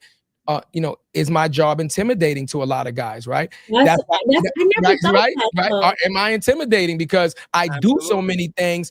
Are you willing to date somebody that doesn't make your salary or, you know, might not have it? This is a conversation that needs to be had because these are actually the conversations that are having, that people are having every single day, right? Because John Graham, who's a friend of the show, came on the show. We love John Graham, man. You know, one of the things that he promotes the most is the fact of family union, right? About the strength of the Black family and what that looks like support-wise and what that looks like for you to have the ability to go and do what you need to do with the understanding that home is being taken care of and things of that nature. So we have to have these type of conversations because people are having these conversations every single day, right? And we've heard stories from women to men and men towards women where they said, listen, when I put my career first and said, I need to focus on me, and not that I neglected the relationship, but because a person seen that I was thriving and striving for more, right? The person that I was with could not handle it. It's intimidating. Right? No, it's true. It couldn't handle it. Yeah. So I will say this. My first relationship, I used to work at Denny's and right out of college, right? And I love Denny's. I love Denny's. I worked at Denny's literally when I was working at MTV, I still worked at Denny's on the weekend because I was making about like $200 a shift in tips. I was like, that's fine. That's what extra $400-500 in a weekend, give or take. And so I met a guy, and then at the time I was getting ready. I was just graduating college. I had my job, and then I got my job, and then I was still working the weekends. And he was like, he want to have a baby. And I was like, have a baby?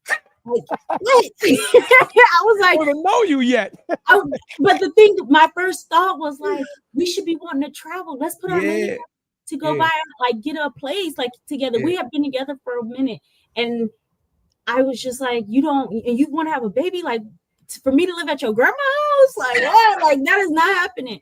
And hell no, to the no.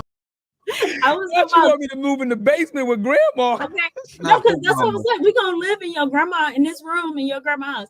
And I was probably like 22, 23, maybe 23. And he was a year younger than me. And I was just like, let's just save our money. Like, and we can travel and this and this.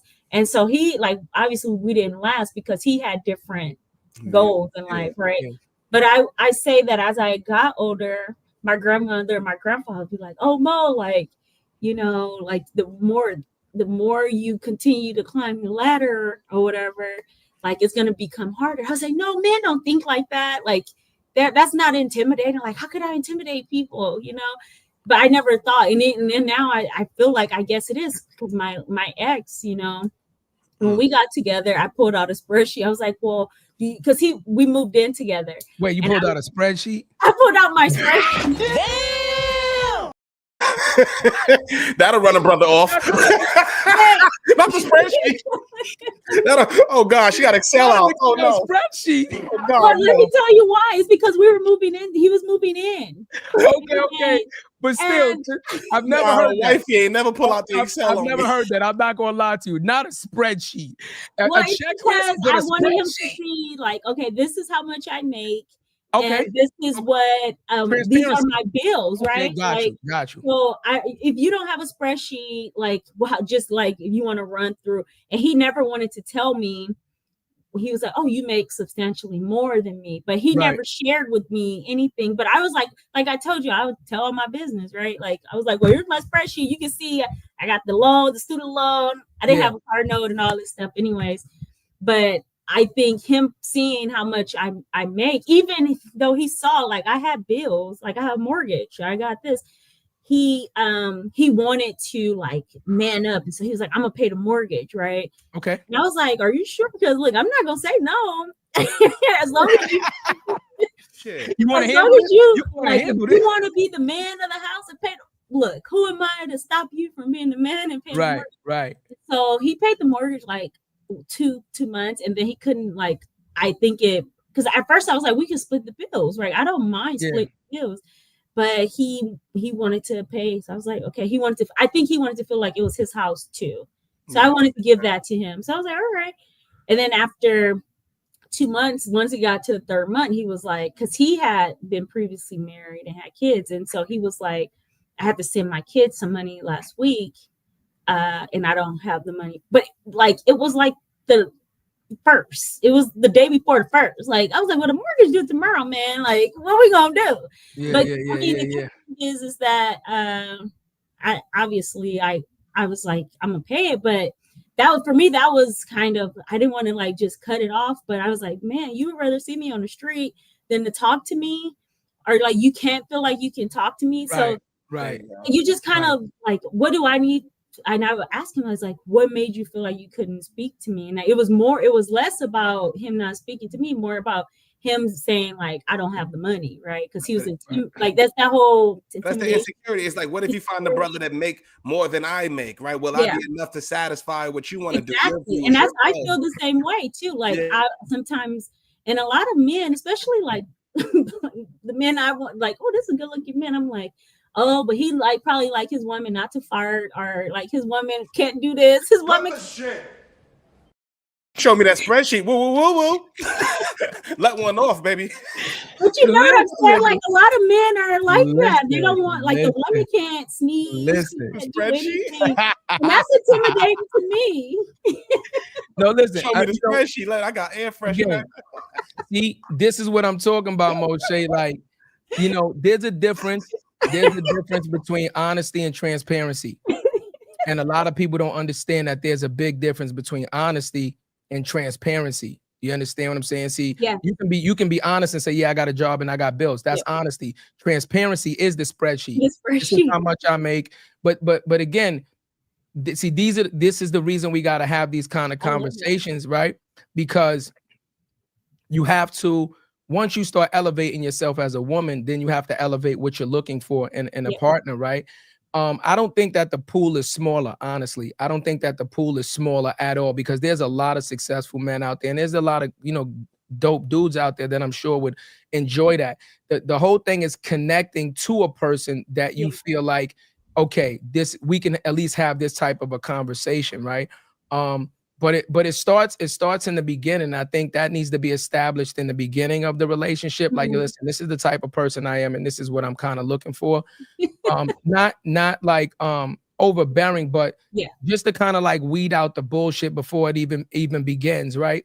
Because like I said, we've had people on the show that's like, yo, I had a relationship, and the moment I did this, that person left. Or the person, or when I said I made this, you know, it's a real life thing. So that's why, you know, like I said, you know, that's why we asked that question. I never thought about it at first. Yeah, but absolutely. After my last relationship, like I was like, wow, okay, this is something I'm gonna have to deal with, especially like I'm like, I want to, you know, here's the goal, I already hit it. Like, what's the next thing I want to do? Or and you know what? Something I will say, I think something you said, you asked me a question earlier. Focusing on career was because I think earlier I said I wanted to learn from other people's mistakes, right? So I never wanted to have men be the focus of my like world, right? Like everything I do is just to find a man. And also like in high school and in college, especially, like I didn't get pretty or cute until I got like 22, 23. Nah, don't downplay the pretty to the cute.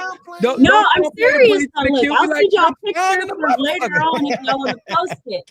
But so like I didn't really have those distractions. Right. I understand what you say. Yeah.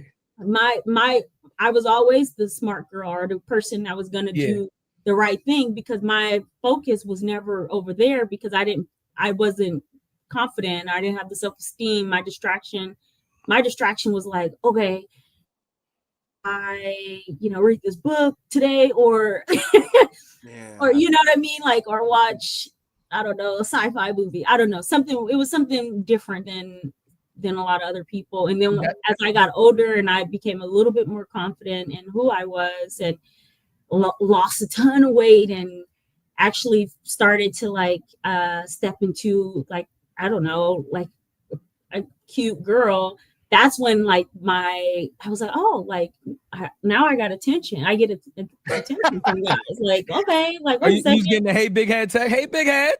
Did you miss me? Hey,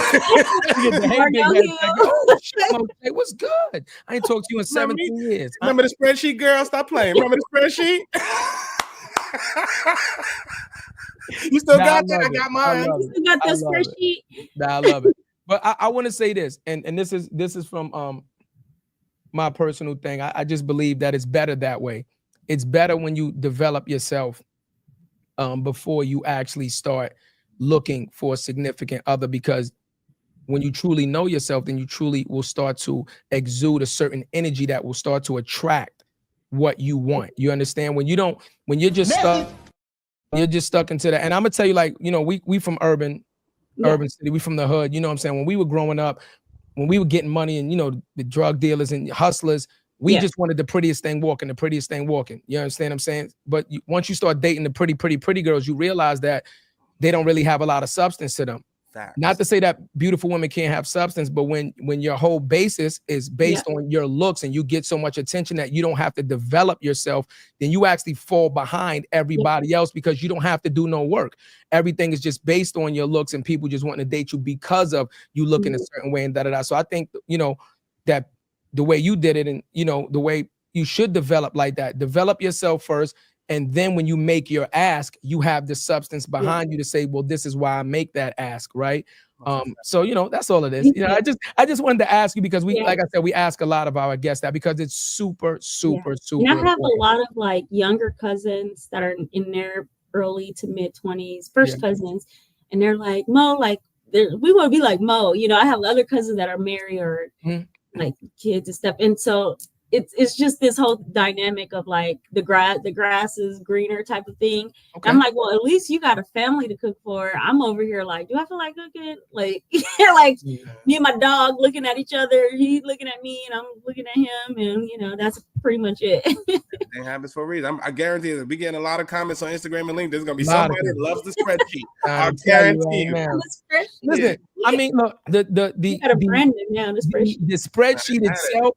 If you did that to me, I would just fall on the floor laughing. Like, I probably would laugh for like a half hour straight. Like, yo, she pulled out I'll probably talk to myself. She pulled out a spreadsheet. Yo, she pulled out a spreadsheet. Yo, it would just be, did she really pull out a spreadsheet? Like, it's hilarious. But the transparency, I think, that's what we're missing in most relationships moving forward when we're talking about building. So if we're talking about moving in with each other, combining incomes to make a huge purchase as a home or something like that, then you should absolutely be transparent about your finances. If you're hiding things and things of that, that's an immediate red flag. Like, then where's the trust value, and where's the, you understand, where is that? So, major green flag for Mo.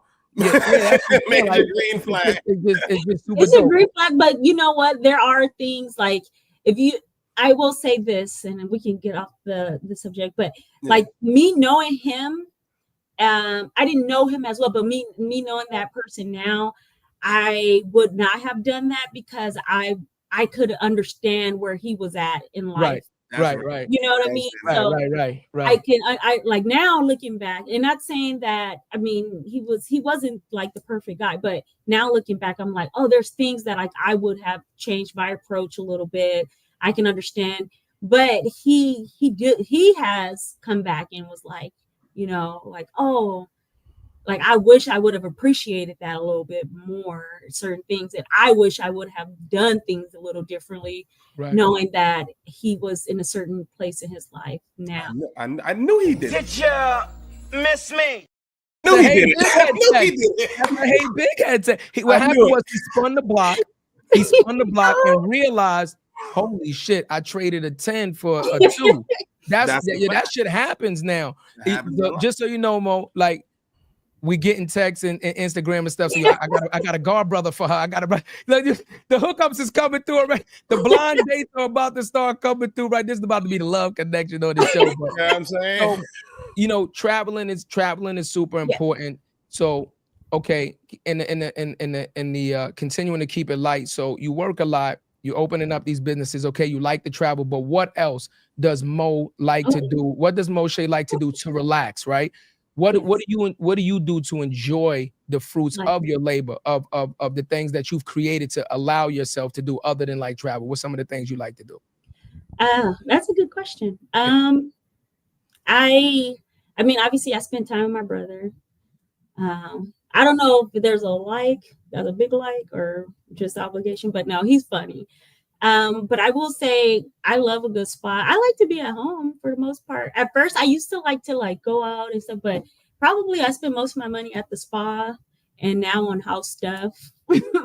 One thing I don't know about y'all or other people, but I think the thing I enjoy most now is like doing things for like my grandparents and my family oriented. Yeah. Okay. Well, so like if I can and I like to do things for them that they've never got a chance to do, or like, I don't know. It's like a couple weeks ago, my grandma called me. She was like, Moni, girl, guess what I'm about to go do? And I was like, what? I'm about to go, I'm getting on the elder bus this weekend and going to the casino. Obviously, I wasn't going, but I was so happy that she was going because she don't get out the house as much. So I called my auntie. I was like, hey, if I send some extra money for grandma, can you like take it out the bank and give it to her? Yeah. And so our grandma like FaceTime, oh, Bodie, girl, I had some luck because of you sending the extra money. So like just little things like that. Or, you know, my aunt had said, Mary J. Blige was at a jazz festival in Arizona. And I know my aunt loves Mary J. So I was like, I got to get her a ticket for her birthday. I enjoy doing those things more than a lot of, you know, other things. Obviously traveling is great, especially spending time with friends, but I feel like the things that brings me most joy is when I get the opportunity. And it's not like it's every day, but if I can get the opportunity to do like great things for them, like that's my joy. She's a giver. She's a giver.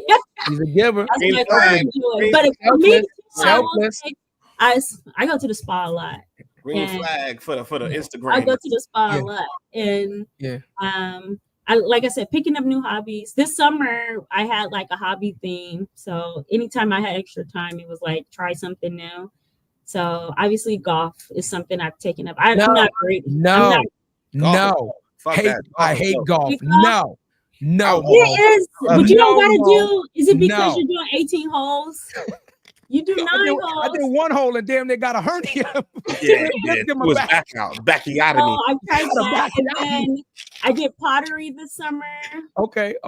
Like just trying different things, right? Yeah. So I enjoy going. Like me and some friends, we enjoy going to like the musicals. I know that's kind of corny, but like if like there's the Phoenix Theater and ASU Gamage in Phoenix, they do get some of the Broadway touring shows. Okay. So we'll go out to those. So those are things like we kind of enjoy.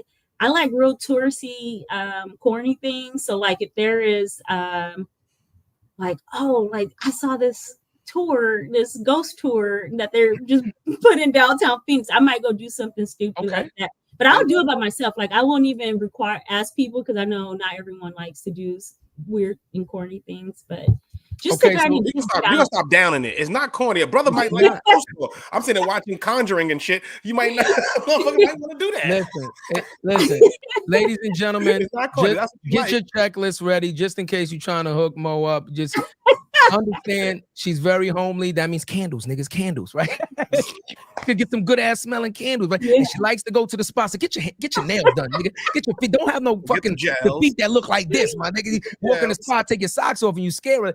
She's not gonna like that, man. Good hands and good feet, man. But this is super dope. Like, I love it, Yeah. man. I love it. You was mad. No, you was nervous to come Yeah. on the show. Now look at you. Now look at you, Mo. See? You see? I didn't know what I was going to talk about. I was like, who Nah, we We'll good. figure it out. Figure it out, man. But this was a really dope episode. I enjoyed this episode. Thank Yeah, you man. guys so much for making I just would say this, Mo. You know, you have accomplished a lot, right? And yes, you've had support, but a lot of it is through the fruition of your own drive, right? Don't downplay your own energy. If you could leave this show with anything, I would ask you to never downplay your own energy. You understand what I'm saying? Yeah. Because it's your energy that you're projecting that's allowing you to get in these doors and accomplish the things that you're accomplishing. So don't downplay it. You understand? And if somebody want to hang out with you or meet you, then make them meet you where you are. Facts. Because you're not downgrading, right? You're constantly upgrading, right? Yeah. You're bettering yourself. So make them meet you where you are. And if they feel like that's a too high of a bar, then that's a really good way to say, Next. you're not for me. Next. You understand? That's all. Thank That's you. what I'm saying. Yeah, man. You're super dope. I'm sure everybody, we got a lot of our homegirls, our people saying they love this episode. They resonate with what you're saying. So appreciate you for coming on. We appreciate everything that you're doing in the industry. No, of course. No, you didn't want to come on. I'm Thank you for convincing me, for volunteering me to come on. There it is. We knew it'd be this, but it's much love. But Yeah. now we're gonna give you the official, right? So now that you're part of the More Than Entitled family, right? We say this to all of our guests. If you're ever in New York, you said you're coming through for the event. So we expect a call when you come to the event so we can support, go show you where the spots are and all that stuff. You know, please. And if there's anybody, I want to learn more about you guys, because now you were saying about like Mo, like how could we work together? If there is an opportunity, I would like to learn more about your capabilities outside of podcasts, right? Or if it is the podcast, right? Like maybe there's a conference. No, it's both. So we got a digital marketing agency, OTB. I won't go into spiel, but that's what we did. Like the social media, all that stuff that I was doing for the brand to do the inbound, we do that for other brands. So we go into brands, teach employee advocacy, how to build on LinkedIn. We do LinkedIn courses. We do social media campaigns. We do commercial. We do it all. Like, you know, yeah, we could be an AR, but we're looking for our next big. So I don't know. Do we have Mo'Shai's number? Yeah. No, I don't think I have it. You can just put it in the group chat. Put it in the group chat. So this is what we do, Mo'Shai. Because you're part of the family now. We continue the conversation. We're going to create a group chat between me, you, and Jarrett. That way, not only can we keep in contact, but we know what you do now. And because you're a part of the family, any guest that has already been on this show and any future guests, they understand that when you come on this show, you're inducting yourself into the More Than Entitled family. We don't gatekeep. So we might see a play for you or a play for your agency that we might want to introduce you to somebody. Or if you've seen somebody on the show to say, hey, I would love to meet that person. All it takes is a text message. There's no secretaries. There's no middlemen, no managers. You're going to get us directly. And we've done this already dozens of times, and we will connect you to whoever on the show that you want to have the conversation with, right? Once we do that, if you want us to stay on the call, we normally do like a conference call. We'll introduce you guys, and normally we jump off the call because we're just connecting people. That's right? Amazing. Yeah, what you guys do past that is on you guys, and because we believe in building, right? This is how you build communities, right? So we're gonna do that, and you know, this is our first conversation, but this isn't our last conversation. I'm telling you now. If you see how you was laughing and joking, you finally loosened up, right? I'm telling you, this is virtual. In person, your cheekbone's gonna be hurting. I'm telling you right now, your cheekbone's gonna be hurting. You better bring some dancing shoes, cause we cut up in person. Well, I'm looking forward to it. Yeah, real talk. What we got coming up next? We got on Tuesday, we got Barry LeVault. He was Ernst & Young Entrepreneur of the Year 2 times, best-selling author, New York Times. He's coming through Tuesday, teaches the game. And then on Thursday, we got Ross Siemens, one of biggest B2B marketers, foundation agency. That's the bro, man. He's coming back through. Then we got Herman Dose, the Haitian CEO. You've seen him on Earn Your Leisure. We got him to follow. We got some stuff popping. We got Illinois Floyd coming through. George Floyd's brother coming through in December. President of Black Lives Matter coming through in December. Cicely Gay. We're about to make it happen, man. Look at listen, I love it.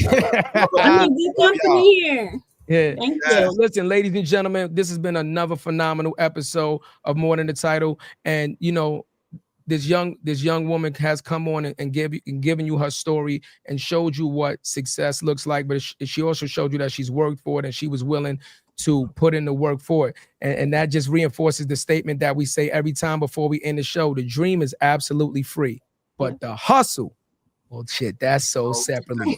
We out here. Heard it all. Oh, what you know about me? I done it all, just want it all. Oh, what you know about me?